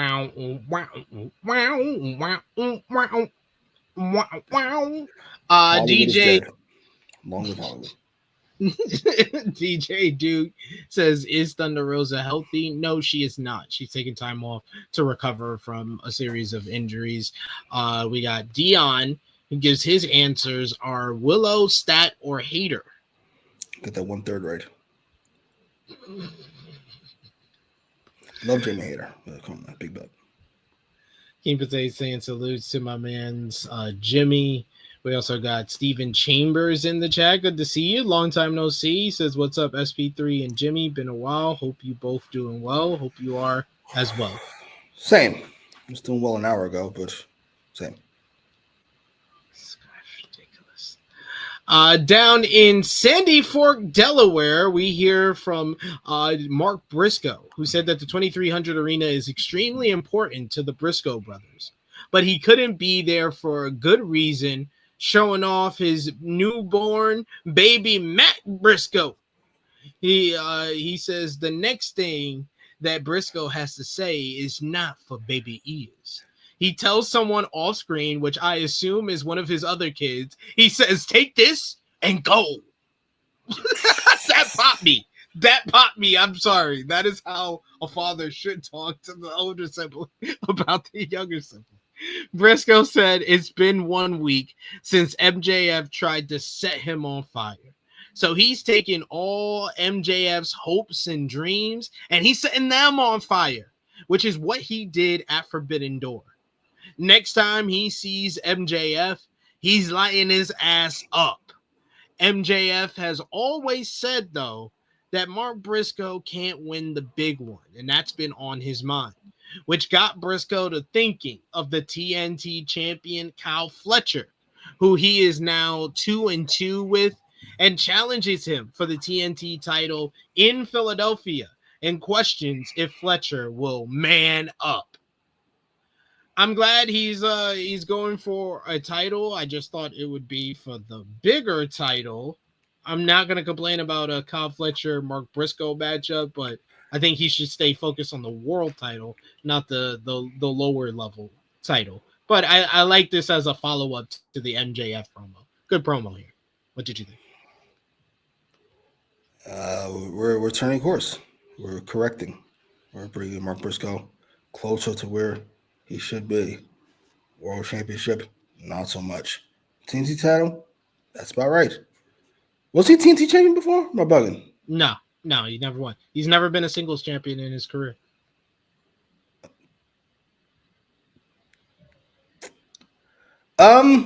He's gonna lose probably because of MJF, if I had to guess. But this is fine. I'm good with this.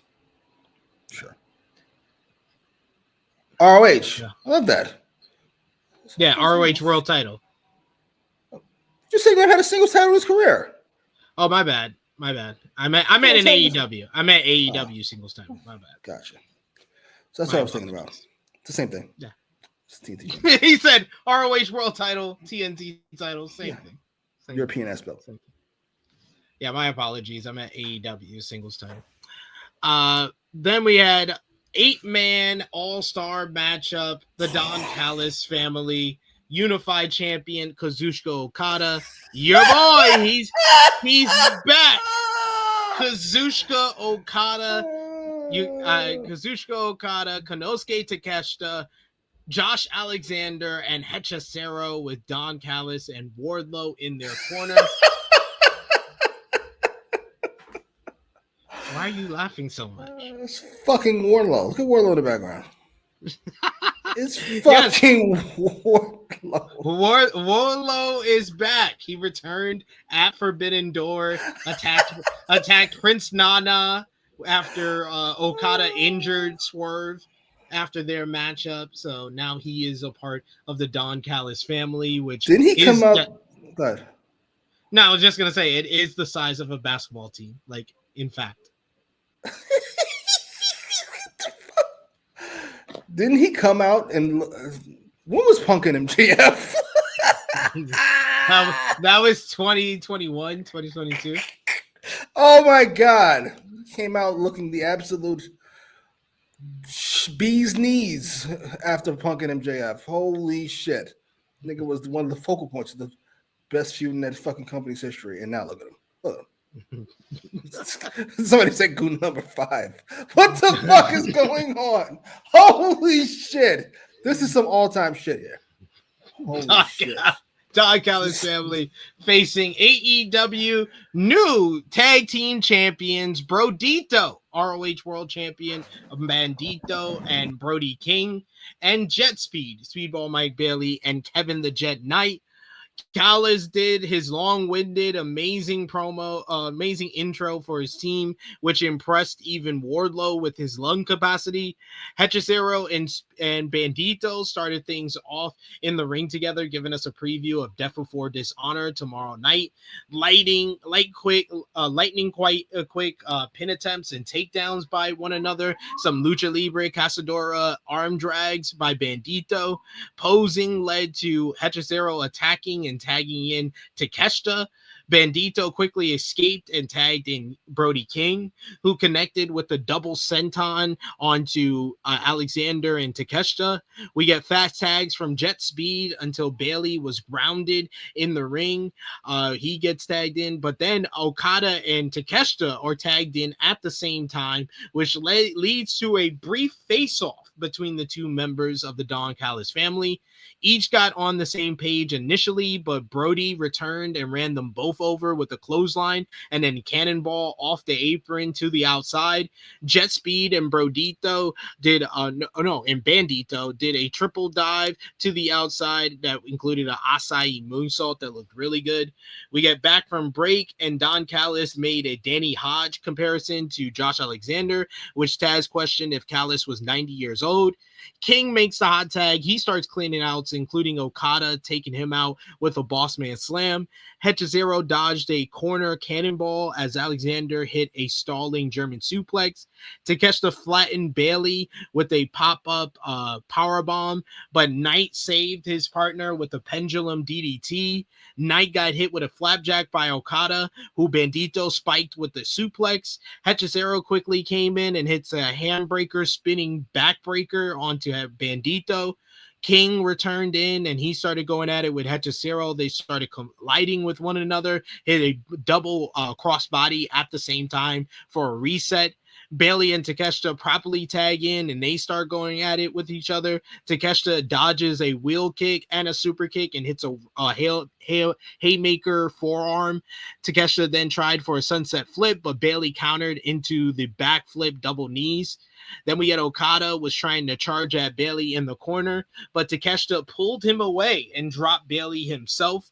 This led to another more intense face-off between Takeshita and Okada, which got a huge reaction from these fans. They exploded. They were like, yeah, let's do it.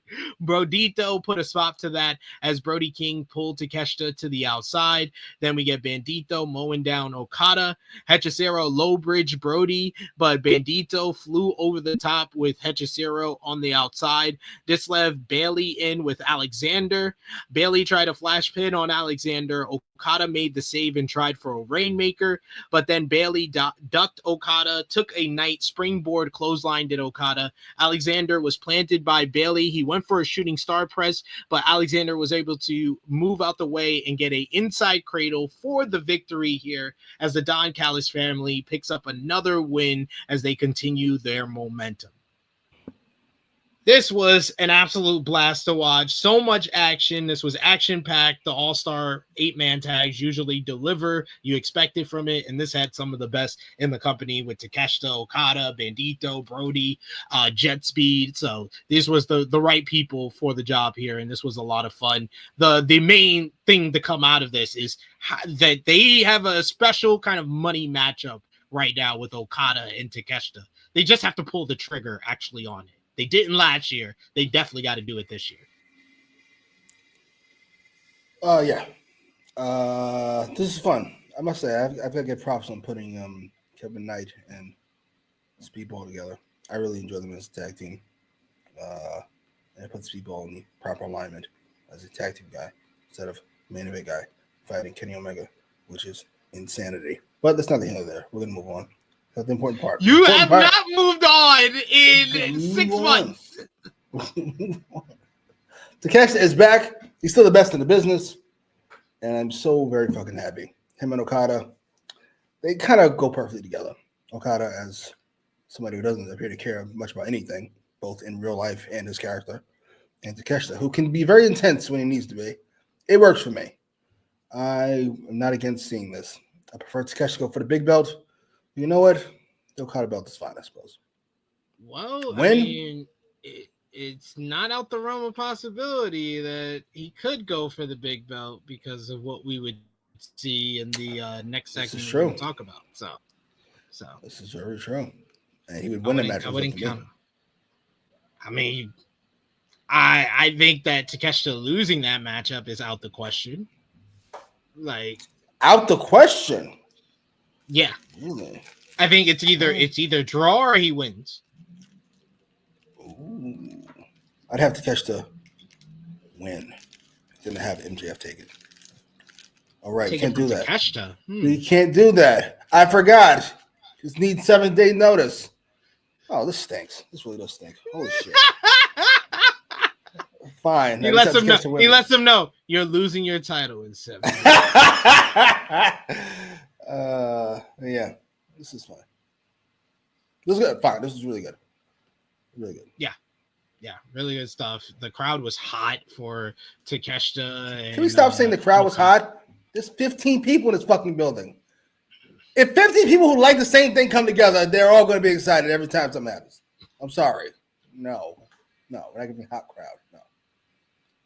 I can get 15 it's a place with 20 people can be a hot crowd, sir. So will you stop trying to correct It's a hot 20 people. That...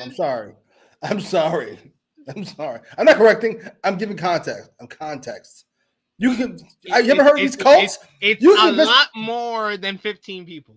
You can convince 20 people to kill themselves. That's not impressive. It's not a hot crowd. Oh, no. 900 people, you said? Come on, man. Come on. Nah, I'm sorry. No, they can't also be a dead crowd. They can be dead, but they can't be hot. It's the rules. Sorry. That needs to be the rules. Big Man Dog says, did Jimmy watch Bandito versus Takeshita? This was a month or so ago? Super Card of Honor, yeah. That doesn't help. Yes, I did. It was fucking fantastic. It's my second best match of the year. Behind Mariah and Tony. What do you mean? He's like, it ain't going nowhere. Like, why you asking? Okay, how much they bullshit around for the next few months? It was like, we got nothing left to do. We did it in March. We got to work out. Yes, that wasn't a crowd. It was a fucking gathering. It was a gathering of people. How much people stumbled into this fucking building thinking it was a strip club? It's more than 20 people. I've said the number already. Will y'all stop listening to this man and his flawed logic? The fact that you get people to actually listen to you and 20's not a crowd. It's 900 fucking people. Fucking TNA ass crowd. If you don't get the fuck out of here. Oh, they love TNA. Look at it. They love. Yeah, no shit. No shit. Who else is coming to this dump? TNA was more like 300 people. That's what the Impact Zone could fit. 300. Oh, excuse me. I'm not knocking it. It's not an insult to the size of the crowd. They went with the small crowd. Fair. I'm not against that. Yeah. He's not getting credit from me. You never give them credit for anything. That's the point. All right. Coming off the heels of his victory over MJF at Forbidden Door, Hangman Adam Page is here to address MJF, Forbidden Door, and everything else. He power walks to the ring to a huge ovation from the 2300 arena. You get Page says before he gets started, he wants to thank Will Ospreay for everything he's done for himself and for AEW. Page genuinely is sorry for everything that's happened to Ospreay since Allin, and says while he's gone, all of us will miss him. Recover, heal up, and when the time is right, come back to do what he's the best at, and challenge Page for the AEW World Championship. Regarding the title, though, MJF had a chance at it and failed, throwing everything he had at Hangman and still failed. Everything MJF has done in the past, now he must give a 7-day notice to cash in his contract. But whenever MJF chooses to sign it, he will beat his ass before the ink is dry. Then he moves on to what's next for himself, and that is when he gets interrupted by Don Callis. Callis having something important to say to the champion, he says that he and Hangman have a long history with one another, as Page won his first AEW World Championship from the Don Callis family. As the only reason he took it from him, though, was due to having a weak link Page took it from. Talking about Kenny Omega. Callis wants that title back in the Don Callis family, though, now. And Page doesn't get to decide who he gets to face. As there's a whole locker room back there, wanting a shot. He knows that since he has half of them under contract, which was his big joke of the week, and he used it like 3-4 times. It's not a matter of if, but it's a matter of who takes it from Hangman. And out comes Rocky Romero, Hechicero, Josh Alexander, and Lance Archer. Spoiler alert, none of these guys. Yeah, none of these guys. They all surround the ring. Page says that he listens to Callis finish his whole diatribe, and then he says, but the thing is, what if I did? And then he just hits a slingshot dive. He goes right after Alexander before the numbers immediately overwhelm him. Out comes Jet Speed and try to even the odds until Callis handed Rocky a steel baton. Rocky blasted Speedball in the ribs. It looks like the Callis family are going to finish this beatdown when the music of Kenny Omega hits, coming off the heels of his return at Forbidden Door. He gets a huge pop from the ECW arena crowd. He flattens Hechicero with a V-trigger on the aisle. He hit Snapdragons on Rocky and Josh Alexander. Archer tried a choke slam, but he's able to get out. He gets the baton free and then uses it on him. We get dual dives by Jet Speed on Alexander and Romero, while Page and Omega were left in the ring, dusting off a page out of their old tag team playbook as Archer was in between them, and they hit the buckshot V-trigger, which led to many of championship wins for them during their tag team title reign in 2019-2020. Great stuff here. Great moment. Omega and Hangman in the ring together, smiling at one another. They hug. The crowd goes crazy for all of this as Jet Speed joins them in the ring as they celebrate and stand tall against the Don Callis family. It was announced later in the show that fans will see Hangman Adam Page and Kenny Omega fighting side by side for the first time in 2 years, as they will team with Jet Speed to verse the Don Callis family's TNT champion Kyle Fletcher, Josh Alexander, and Matt and Nick Jackson, the Young Bucks. Yes, the former Elite, all in one matchup on different sides of this all-star 8-man tag next week, which should be a killer match. What did you think about this segment here? What do you think about the Don Callis family? Don Callis is inserting himself in the world title picture. Who from the family do you think are realistic options to be the one to face Hangman for the title? And the reunion between Hangman and Omega, where do you think that's going to go? And what did you think about the segment overall? There are no realistic options to face Hangman and win outside of Takeshita. Though I could see an Alexander free TV match since they had him win this match for some reason. And he could win next week. It's not impossible. He's in the fucking match. And he has been treated kind of acidly, to make up an adverb of my own. He has been treated rather acidly since he's gotten here. No, appropriate to his position. He should be treated acidly. I'm just saying he's been treated acidly. That's all. This is fun. Don Callis family being the big bads of AEW should have happened a while ago, but it's happening now, so it's got to count for fucking something. I'm here for it. Easily the best group in this company, significantly better than Death Riders. Don Callis, at the present moment, is a better heel than Jon Moxley. That's talking about all time. I'm talking about right now.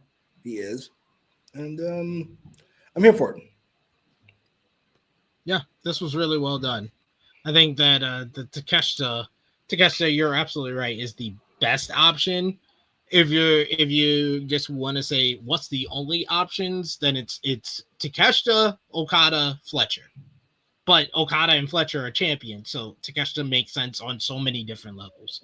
Skill level, where he's at in the company, where his trajectory is at, where point is he at, coming off the heels of holding the international championship to start off the year, then winning the G1. He's on his way to a shot at the IWGP World Heavyweight Championship. It makes sense for All Out. I think that would be the matchup if you're going to do Don Callis family versus Hangman, unless you want to make it star-studded and you can do a star-studded tag team matchup, throw out stars and do Okada and Takeshita versus Hangman and Omega at All Out, and that builds to Hangman and Takeshita later down the line. That could be fun. Do you have an actual main event for All Out then? That's not a main event. That's not a main event? How is that not a main event? It's for Okada the and so what? Hangman. Main event? Okay, so then it's Hangman and Takeshita would be the best choice. I'm good with that. Sure. Takeshita Hangman and Takeshita. So yeah, I know you got some Hangman over. No. I wouldn't put Hangman over. My ideal situation is 60-minute time limit draw. I'm not mad at that. I don't see it. I'm not mad at that. I don't see it either, but I think that's the best option. That's the best possible option, honestly. It's not an option. It's a delaying from picking an option. No, it's the right option for this matchup Outrageous. at this particular time. Takeshita should not lose before he wins IWGP title. Takeshita should be the person who represents the Don Callis family because it would make sense. You already got Fletcher with the title. You already got Okada with the title. You gotta give Okada's got the defensive player of the year. Fletcher's got most improved. You got to get this guy the MVP trophy. Please and thank you. Okada cost Takeshita. Ooh. I want them to play it up because, like I said, I wanted the 60-minute time limit, but they just play it up and they just do a callback to the Cody Kenny booking from the second matchup with Okada, where Okada is playing the role of Cody and he's coming out with a towel. He's like, he can't take it anymore. He can't take it. That doesn't really work with this fucking character because it's so see-through. It's fantastic. You fucking don't give a fuck about anything. Look at him. Now look at him. He's so concerned. Takeshita Hangman doesn't draw. It doesn't. But again, you're not trying to. What? You're just trying to show your AEW loyalist, which is the 100,000 buys that you get every month for pretty much AEW pay-per-views. You got to expect that this is going to be down. I think this is going to be under 100,000 with the competition. I think that's a realistic way to think about it. That this is going to be under 100. But if you got the combination, I just feel like it's going to have that type of effect. But I'm not talking about drastically under 100. I'm not talking about like under 50. I'm talking about like 80 to 95,000. I don't mean to be rude, but if you're buying an AEW pay-per-view in 2025, right? You're probably, we'll call them a loyalist. I was going to say a loser, but you're probably a. I know what you wanted to say. You didn't have to say it. You didn't have to say it for everybody to know what you. You're probably an AEW loyalist. I don't think Cena and Les is enough to get you to. It's not fucking Gunther and I don't know. Insert great wrestler here. It's like Gunther versus EO. You're not gonna want to see that. You're gonna want to see unless it's like for that audience. Yeah. No disrespect. That's true. And a good point. Yeah, I think it's it's never. There's very rare that AEW is just about the pay-per-view. I think like in recent memory, it's like, about the main event, of the pay-per-view. I think in recent memory, you could say, the Allin Texas, the Hangman Moxley. I want to see Moxley's reign end. I want to see Hangman, finish his redemption arc. You could say that was the main draw. But like Sting's retirement, Bryan's career versus title match at All In, those are really like the ones that are like, it's really about the whole card most of the time with AEW. It's about these stacked lineups of great matches that you want to see. And I think you throw a Takeshita and Hangman on the same card that has a nostalgia type of matchup or sports entertainment, WWE fan, here you are type of matchup, like Cope and Christian versus FTR. Those fans that love nostalgia are going to come for that. Then you also have Darby and Moxley and probably a stipulation match, which is more for like the hardcore fans that love death matches and the style of matches that those two guys have. And then you got your pure wrestling of two of the best wrestlers in the world going at it for the world title. I think that's a good 3-match set for AEW to build on. Yeah, I'm not against it. I'm a little against Cope and Christian being a draw 2025, but unfortunately they are. Like Big Man Dogs talks about it every week. We're not doing YouTube fucking numbers. Don't do that, Skip. Hey, merchandise sales too. He's nothing in the top. To go on YouTube. Cope's in the top 5 in the merchandise. Don't have me be the bad guy and me bring up that putrid merchandise sales. Don't have me do it. I don't want to be that guy. I want to be the good guy. All I'm saying is watching Cope and Christian on YouTube or on free TV is not the same as spending $60 to watch these motherfuckers. I'd spend $60 on Takeshita and Hangman. I'm not spending $60 to see Edge and Christian do anything. I'm sorry. I haven't hosted a fucking Father's Day party. Nothing. Not a fucking thing. No disrespect. At all. We got a super chat donation from our main man, Dion Jenkins. Thank you so much, Dion, for the support. Here's the mic so you can speak, bitch. Come on now. Oh my God, Siobhan. What the hell is wrong with you? Bitch. One bitch, Tony.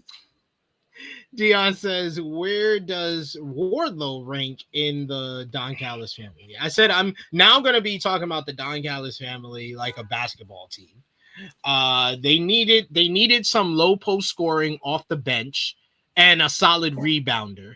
So they went out and got a former breakout star when he started his career, but now a lonely journeyman role player, Wardlow. And they brought him into the Don Callis family here to come off the bench, get some low post scoring and get some low post numbers. I was gonna say 5 behind, obviously, the big 3, and then Alexander. He's Kevon Looney. Don't be disrespectful. He is. He is not. Okada is Kevin Durant, because Takeshita is Steph Curry, Fletcher is Klay Thompson, Josh Alexander is Draymond Green, Wardlow's Kevon Looney, or Lance Archer could be Kevon Looney. That's true. Wardlow is DeMarcus Cousins. Good Lord. You know what? It's actually not a bad pick. Used to be a big star. We're just hanging out. Good Lord. Yeah, that's why it hit me. Did you see the look on my face when that hit me? I was like, no, he's played on this team before. DeMarcus Cousins, that's like spot on. Come on, you got to give me credit for that. Yeah, that's spot on. Oh man, So I agree with you. He would be 5th behind, 5th or 6th behind who? Either Alexander or Hechicero. You know what? At this point, yeah, maybe. That's a goddamn shame. Goddamn shame. Being punished for being fucking big. It's outrageous. I wanted to ask you, what do you think this Omega Page reunion is going to lead to? Do you think we're going to get some tag team matches with them? Do you think we eventually get a rematch for the AEW World Championship between them? Since the main event scene is kind of depleted with no Ospreay and Swerve for the next couple of months. Yeah.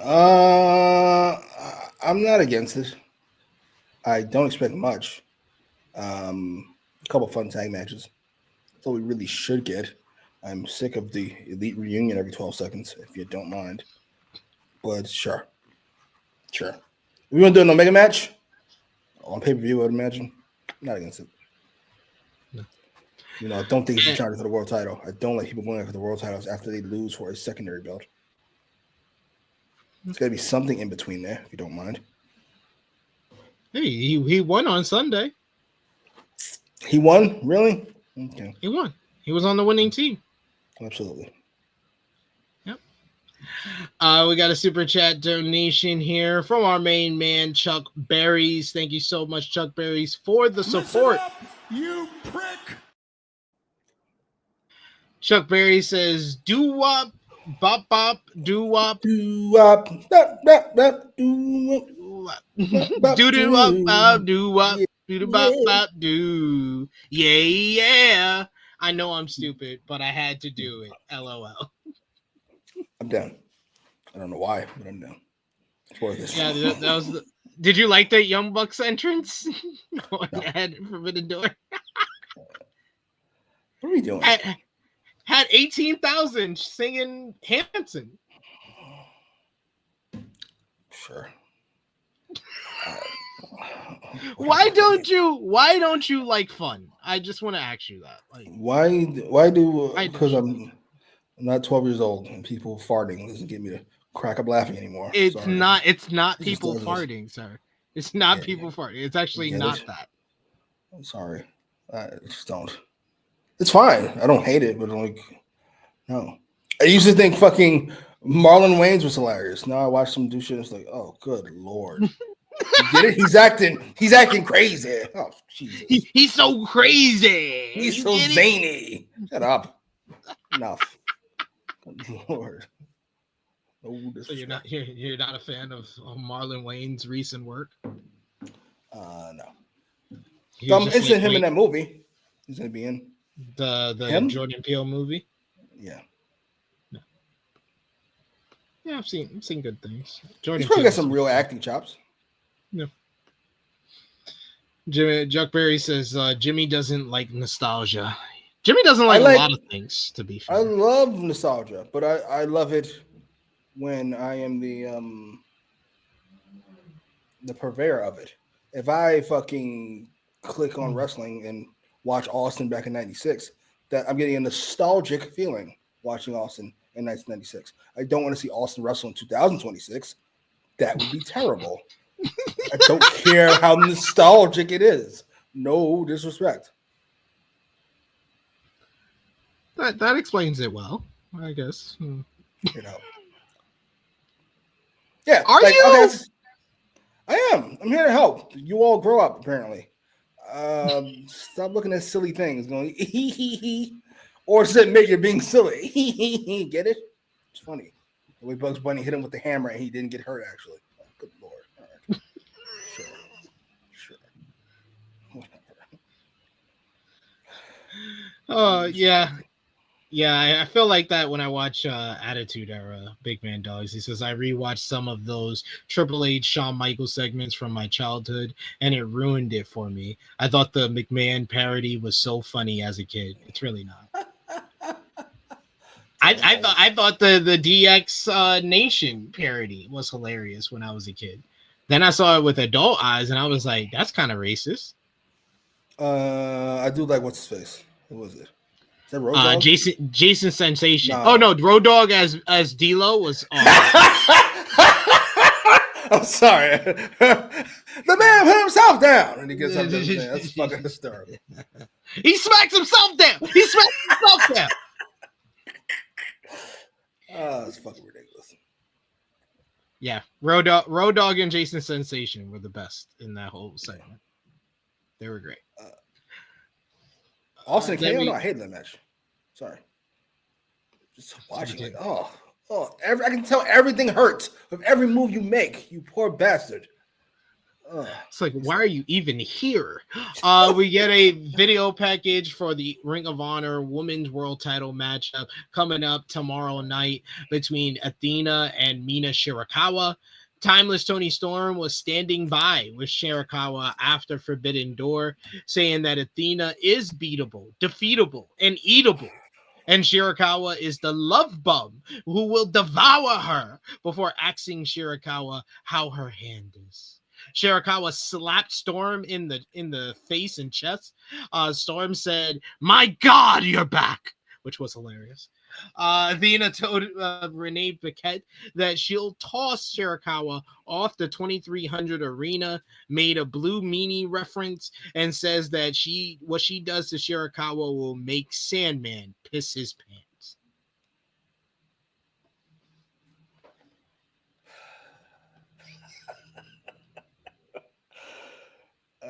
It's an interesting choice. Like now, Tony Storm is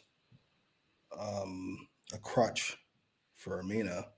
She's already half a crutch for fucking what's her face, Hollywood's wife.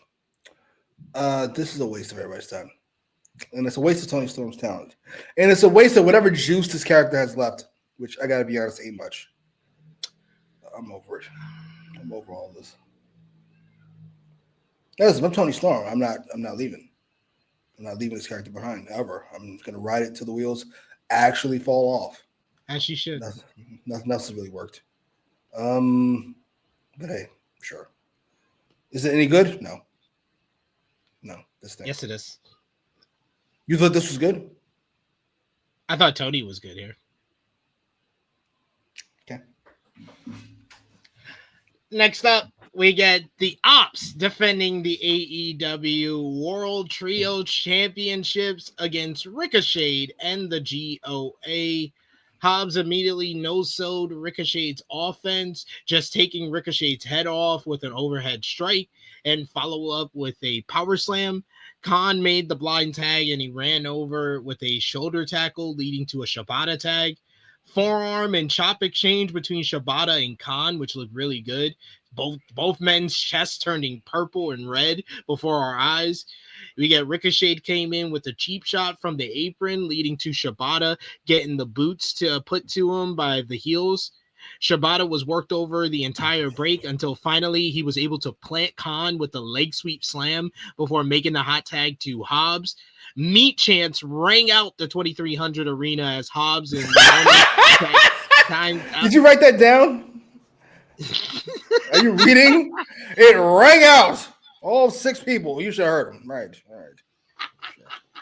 916, sir, to you.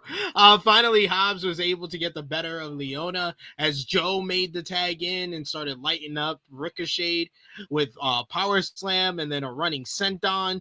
We get a muscle buster broken up by Leona. Khan flew in with a shotgun dropkick. Leona with a pounce. Hobbs suffered the same fate, but Khan ran right into an STO. Springboard dropkick, running shooting star press by Ricochet on Joe, but Shibata broke up the cover. Shibata sank in a rear naked choke on Leona, who rolled to the apron, distracting the referee. Ricochet went up to the top rope, but he was cracked from behind with the cane of MVP. Hobbs hits the spine buster on Ricochet. Shibata hit the PK. Then Joe sank in the Coquina clutch for the submission win as the Ops retain the AEW World Trios Championships. They left the ring. GOA was left with Ricochet picking up his beaten carcass. Then they eventually drop him as the music of the Hurt Syndicate rang out the 2300 arena.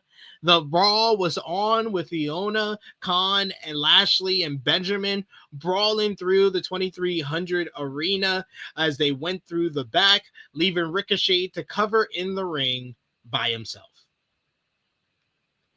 Jimmy, what did you think about this trios matchup? I thought this was a solid matchup, and the post-match with the Hurt Syndicate continues that rivalry that kickstarted at Forbidden Door. So I enjoyed this. What did you think? Solid match, inoffensive. I thought Hobbs was the MVP of this.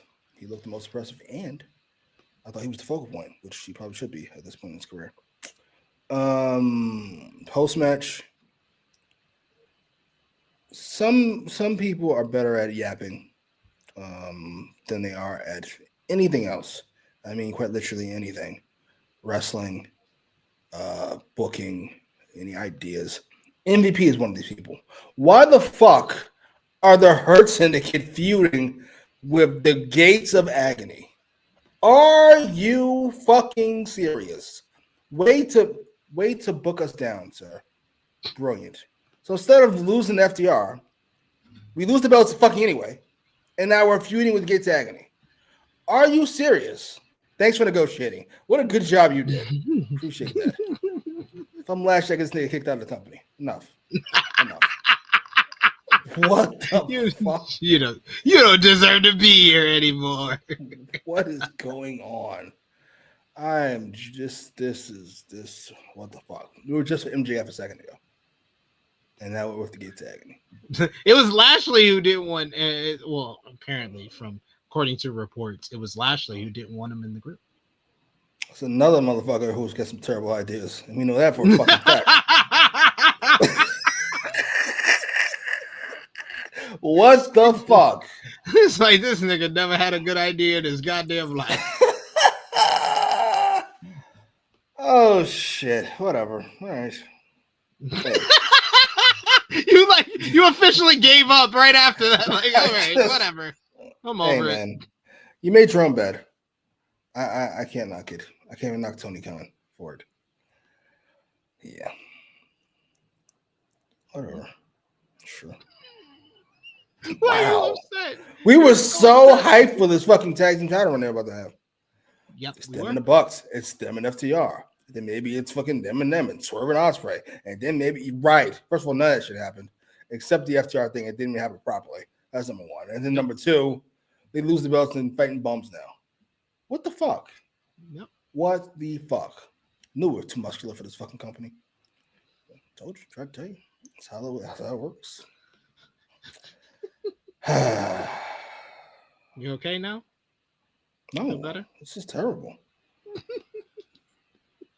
Now, this is usually when I rub into the face of the frantic worlds of the world, who told me they're going to be utilized much better here. More actively here, sure. Good. Yes, significantly more active. Better? I can't even go that fucking far. Last year looked like more of a star when he walked out into that fucking stage with that fucking trophy. Fighting the gates of agony. Good Lord. Enough. You know what I thought was gonna happen? Because this match got added to the card so late last night. So I was like, it got added so late. Maybe they're booking a title change. I was like, they booked the title change so Ricochet and Gates of Agony can win the title just for Hurt Syndicate to win a different pair of titles. Oh, that could have been fun.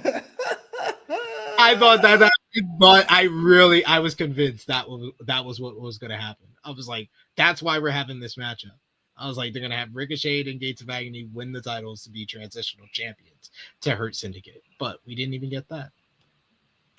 Goddamn shame. This has to be a part of a bigger story where it's really revealed that MJF is the one that sent Ricochet and the Gates after them. That could be fun. That would be brilliant. You bring it all together, and I would go, wow. Apparently, it's Tarantino's booking AEW instead of Tony Khan. But since I'm pretty sure that's not the case, I'm pretty sure that's not going to happen. So there's that. You will be shocked. I mean, you have said something, so you'd be shocked, and then you weren't really shocked. Miffed. Okay. Slack-jawed. Good Lord. Ain't no fucking way. Hey, he could have won the trios titles here, but wasn't quick on the draw.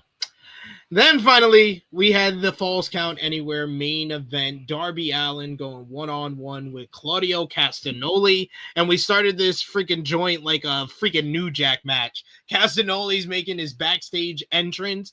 And then all of a sudden, we see Darby Allin run off and leap off a loaded trailer to attack him immediately, starting this Falls Count Anywhere matchup. Exactly how every Falls Count Anywhere matchup should start.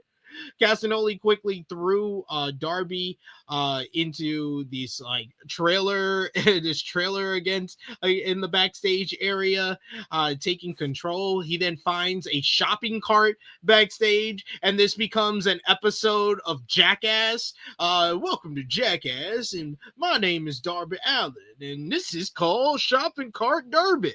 And he runs him into a whole bunch of flat screen TVs, slamming him through it. He brings him out onto the entranceway, and then Claudio performs a giant swing into the barricades down the entranceway. You then get Darby. He responds by flying through the ropes with the dive before scaling one of the giant beams in the 2300 arena and hits a coffin drop off it. Then in the ring, you get Darby charging at Claudio, who pops him up massively into the air and hits a pop-up European uppercut. Castagnoli demands the commentary team clears out, as similarly to what he did at Forbidden Door. He presses Darby Allin above his head, charges, and darts Darby Allin from the ring through the announce table, crash and burn. Darby hits the announce table, but bounces off. The announce table still stands up. It eventually breaks out of nowhere. Oh my God, this man is out of his ever-loving mind. This is the closest thing that we've ever gotten to Bam Bam Bigelow and Spike Dudley, as far as overhead press, throw, and if that was the crowd, that would have been a lawsuit. That would have been a lawsuit because you can't control where Darby Allin's body's going to go. This was basically all Castagnoli from here on out for the rest of this matchup. He threw a bunch of chairs in the ring while setting up tables in the corners as Darby desperately tried to fight back. only to keep getting squashed. Back in the ring, Castagnoli had his leg kicked out as Darby sank in a guillotine. Castagnoli powered up, and on Darby transitioned to a rear naked choke. Castagnoli threw his way free and then charged, but Darby was able to sidestep, and Castagnoli crashed to a table. Darby wore out Castagnoli with a chair, placing it around his neck at another point, looking like he was going to Pillmanize Claudio. He then went to the top rope, but Claudio cuts him off. Claudio stacks some chairs and then delivers an avalanche gut wrench suplex. A furious Claudio gets pissed when Darby kicks out. He beels Darby onto the table, which doesn't even break, and then eventually power bombs him through it. But Darby's able to kick out of that as well. He then exposes a corner turnbuckle. He wanted to slingshot Darby into it, but Darby landed on his feet in the ropes. He hits a bounce back double foot stomp. Victory roll, got a new near fall, but then Claudio charged. Allin was able to drop toe hold him into the exposed turnbuckle. We get a code red, which gets a near fall, but then Darby hits one coffin drop to the back, and then a second for good measure. 1, 2, 3. Darby Allin picks up the win, his first win against Claudio Castagnoli after 4 tries. Finally beats the enforcer of the Death Riders, but out comes the mercenary of the Death Riders, Gabe Kidd. Comes out in a hoodie. He plants Darby with an overhead suplex where Darby landed right on his fucking neck. John Moxley and Marina Shafir joined, calling the shots. Kidd picked up Allin, who shot a double leg on Moxley, got a few shots in, but Kidd pulled him away. Allin sent Kidd into Moxley and then bailed from the ring, avoiding any more of a beating. Kidd went after Darby, fought through the crowd, but then Moxley ultimately just left with Marina as we fade to black. I enjoyed the hell out of this main event. This Falls Count Anywhere match is among my favorite Dynamite main events of the year. It was just insanity. That spot with the overhead into the table will be remembered at the end of the year as one of the best spots of the year and one of the best things that Darby has done this year on Dynamite television. Just a great match and probably the best we've seen from Claudio in quite some time. So bravo to both guys. They went out there and killed it. What did you think? I have missed Darby Allin. Darby Allin is one of my favorite fucking wrestlers to watch, and he did not let me down here even a little bit. One of the best TV wrestlers ever, as has been established previous to this point, and he kept the streak up. He was fucking fantastic, even in a match. Well, not even a match. He has great chemistry with Claudio. They always have great matches together. I can't pretend to be excited about a Claudio match, but I did think it'd be great, and this was fantastic. Post-match, kind of a mess, but whatever. Sure, it's fine. The match is great. I pretend like it went off after the 3 count. Yeah, that would have been the better option, honestly, in retrospect. Please and thank you. Brilliant. Good job. Yes, very well done. Very well said. What do we say here in the chat? We got Annika who says facts, Jimmy. We got oh wait. Frantic World says an announcement about AEW pay-per-views on HBO Max is expected in the coming weeks. Maybe the deals with WWE and ESPN and UFC and Paramount basically forced their hand to get back to the negotiation table about pay-per-views. Okay. Well, you get to go deeper into that. I don't know what the fuck that means. Or at least I don't remember. We might have talked about it. I don't care enough. Well, basically, there's like WWE and UFC are basically off of pay-per-views. So the only thing left on pay-per-view is AEW and boxing. And AEW, they don't need like the deal that WWE got with what was it? ESPN, which was like a $325 million. If they just get a tenth of that, $32.5 million, they're making profit off their pay-per-views, because their pay-per-views make anywhere between 5 to like profit wise with merchandise and everything. I would say like 5 million. Like 5 million every time out. When you add in the buy rates and everything, we'll say we'll put the odds at like 5 to 10 million If you make 5 to 10 million and you're doing 12 of those shows, what is that? 120 You lost me when you said you added the buy rate. I thought that was the buy rate. Where's the rest of this money coming from? Nobody's selling that much fucking merch.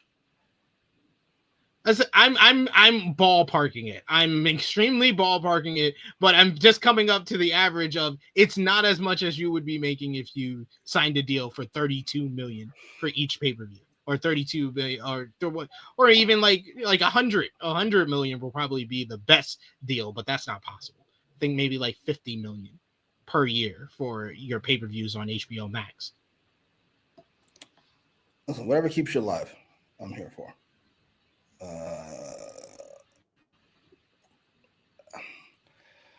It's good news coming. We know that much. Nobody has a bad announcement coming in weeks. That usually drops right away. Let you know that you're about to get them out in your fucking head. I will say this, though. As incompetent as Tony Khan is, he is not the most incompetent person in that fucking room. I'm sorry. Warner Brothers are the most incompetent people, quite possibly, in the history of the planet. No disrespect. And King Potato, you said also, I told y'all months ago that this Darby versus Mox feud did not need the world title. No one said it needed the world title. You guys came around to that opinion. I'm with you, King Potato. Back in the day, they were saying we did all this for Darby. The niggas climbing Mount Everest. It's obvious they're going with Darby. I didn't forget. They forgot. I'm with you. Yeah, I know we said that, but I was saying that as I don't agree with this. It wasn't like, oh, this is what they should do. It was like, this is what they're gonna do, unfortunately. That was my delivery and everything about this. Teach us how. Chuck Berry says, I was right with the crowd cheering for Eddie Kingston to come out. Yeah. What's going on with Eddie? He's still training to make his comeback. I think he's going to be back pretty soon. We're seeing more videos of him training right now, and we're hearing more stuff about him. More videos. I love Eddie Kingston. Fightful just released a report. Your favorite is coming back soon. Who? Orange Cassidy. What a dickhead. God damn it. I almost missed Orange Cassidy. Almost. I would be happy him coming back if Swerve and Ospreay was still here. But since they're not here, I know he will be slotted into the main event slot. And I'm going to hate every minute of it. God damn it. Oh, are you fucking serious? Whatever. It's okay, man. It's okay. It's going to be all right. I just want better news for Jay White. Tony Khan said he's going to be out for a while because of the shoulder injury. See, Jay White is always hurt. God damn it. Yep. But yes, let us know in the comment section if you're watching us on demand what you thought about this week's AEW Dynamite. If you're watching us live, remember to drop the thumbs up on the video, share the video if you are want to show one of your friends out there on your favorite social media platforms, and of course hit the subscribe button if you are new. And in the live chat, final call for super chat donations. Always appreciate the support, and of course let us know your match of the night, your MVP, your LVP, moment of the night. Out of 10, what did you give the show? Thumbs up, thumbs down, thumbs in the middle. For me, Jimmy, did you write it down? Did you write down your number? I did not.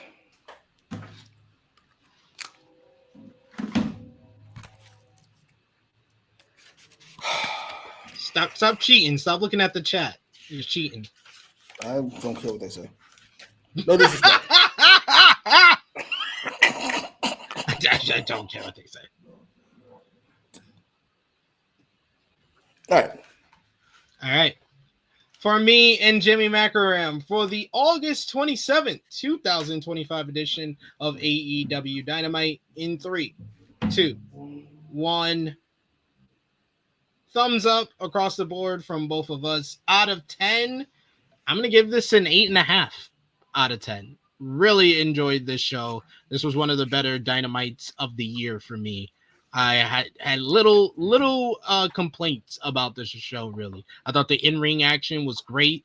I thought we got some good to great promos on the show and the angles, and it felt like the most kind of sense of urgency and focus on the next pay-per-view that a post pay-per-view episode has given us. So really good stuff. What did you think? Whoop. 8. Look at that. I thought this was going to be our biggest difference. I thought you were going to go lower than what I gave you.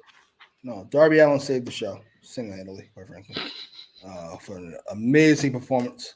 The opening I thought was really good, and then none of the matches were offensive. I thought they're all good in their own right, even if they were pointless and overly long, like Moxley and fucking Garcia. Thought they had nothing. We're moving on. Oh, and there's Mercedes. Ugh. That's not enough to the show. I'm going for an 8. Wasn't that long. That's probably the only, like, if I said you don't really need this. I mean, it builds up Alex Windsor and Mercedes Moné, but you already Alex knew it, so. Windsor. Good Hey. Lord.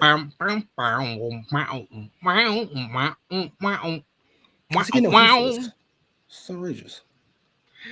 But yes, moment of the night, Jimmy. What you got? I'm gonna go Christian. Christian being fucking hilarious. Talking about dead dads, always win for me. I'm gonna go with Darby's promo. Darby's vignette. That was a lot of fun. I could go with that, or I can go with the opening segment. You know what? I rarely go with them, and I need to balance the scales after giving Christian LVP a couple of weeks ago. So yeah, let's go with the opening. Let's go with the opening segment with Cope, Christian, Stokely, FTR. That was a lot of fun. Match of the night, easily Darby and Claudio. One of the best Dynamite main events of the year. What did you think? Great main event. Fantastic. MVP of the show, who you got? Fucking Darby. What you mean? What you mean? What the fuck you mean, dog? He died for our sins. My man. I'm gonna go. Yeah, it's gotta be Darby. That was a hell of a performance. LVP for the show, Jimmy. It's been Tony Khan a few weeks in a row, and I could give him again, and he would deserve it, but we're not going to do that. Mercedes is up. What a bore. What a bore this Bell Clutch storyline is. In fact, everything she does is a bore. That's how her wrestling, which is ironic. It's usually the complete opposite for most people. It really is the opposite with a lot of people. It's like, and then the bell rings for Mercedes and says, then the mic is on. Oh, all of it. Terrible. It was so short, so I can't give that any grievance. I'm gonna go with the Hurt Syndicate because I agree. If they had followed through on my thinking and Ricochet and GOA win the trios titles, then I'm like, okay, this is smart booking by MVP. He went from one title. He's like, we're just going, everybody was saying complaints about us with the tag team. How about we got the trios titles over here? We can do what we want. Some in my best uncle voice, but no. Y'all doing a non-title feud with Ricochet and the Gates of Agony. I don't know about this one. I don't know about this one, pal. Oh shit. Oh, you know, I'm at the social pick. Holy shit, that's charming. Stupid. No, I'm sticking with Mercedes. But that is all. Still doing for his fucking life here. This is fucking ridiculous. It's ridiculous. This guy's ridiculous. Well, yes, we've made it to What's the Hogan's end. wife's name? Linda. Watch a Linda Hogan title push is insane. We would all be losing our fucking minds. But this is okay somehow. Come on, man. She's actually a good wrestler. Linda Hogan was world not title good good. at it. She ain't TBS title good. Get the fuck out of here. Linda Hogan was never good at anything in regards to wrestling. So that's the difference. But yes, that is all for us this week for AEWramble. Appreciate y'all for joining us live. Remember, if you haven't already, dropped the thumbs up. Jimmy, thank you as always for joining me, brother. Let everybody know where they can follow you. On Twitter, mostly. You know what? Never mind. I don't want to plug anything. I'm down. Down. It's weird. I did enjoy the show. Exactly. Like, what is your why? You always are very upset when the show is good. When you have no complaints about it, or you have little complaints about the show, you're always upset. Do you understand? Because the complaints about the show are booking wise. I have to deal with fucking Hollywood's wife. I got to deal with the Gates of Agony. I got to deal with fucking Orange Cassidy coming back. Who should have to put up with all this? Nobody, except me. Oh, and y'all too, I guess. Just, only care about me. Follow me on the Twitter machine at TrueHillSB3. Follow the gang, Facebook, Twitter, Instagram, TikTok at TrueHillHeat. Patreon.com/TrueHillHeat. $3 a month. Get you exclusive content. It's the best way to support us when we are not live here. And you can check out our GOAT match series where me and Jimmy Macram are going back in time to watch some of the greatest matches of all time. We've gone back and watched all 4 of the Okada Omega series. We watched Swerve versus Bryan from All in London. Most recently, we rewatched Bayley versus Sasha Banks from TakeOver Brooklyn on the 10-year anniversary. And now we got a good one. I'm going to be showing Jimmy for the first time and all of y'all for the first time our next journey that we're going on, because me and Jimmy are rewatching the Flair versus Steamboat series. We're going back to 1989 and we are watching all 3 of the trilogy from Ric Flair and Ricky the Dragon Steamboat over the NWA's World Heavyweight Championship. Looking forward to this one. This should be a lot of fun. Absolutely. 5 stars all around. At least it was when I watched the first time. I'm going to see on the second viewing what Jimmy thinks. Will it you with the mic? I forgot about that. I had to change my pick again. Good Lord. How are you all not miserable after that show? Great show or not? Come on, man. This guy's ridiculous. So go over patreon.com/TrueHillHeat. $3 a month. You got the GOAT match series. You got plenty of great content. And the best way to support us when we are not live here. Check out all the great content we got on the channel right now, like our Forbidden Door review from earlier this week. Yesterday, we dropped our WWE NXT Heatwave 2025 review, talking all about that Obafemi versus Javon Evans matchup. Woo-hoo! And I will be back tomorrow at 1:05 p.m. Eastern Time with Maggie for our WWE Clash in Paris 2025 preview. So join us for that. That should be a blast as well. But for Jimmy Macram, it is me, your True Ill Phenom SP3. This has been AEWramble, episode 213, The Better Reunion. We are signing off until next time.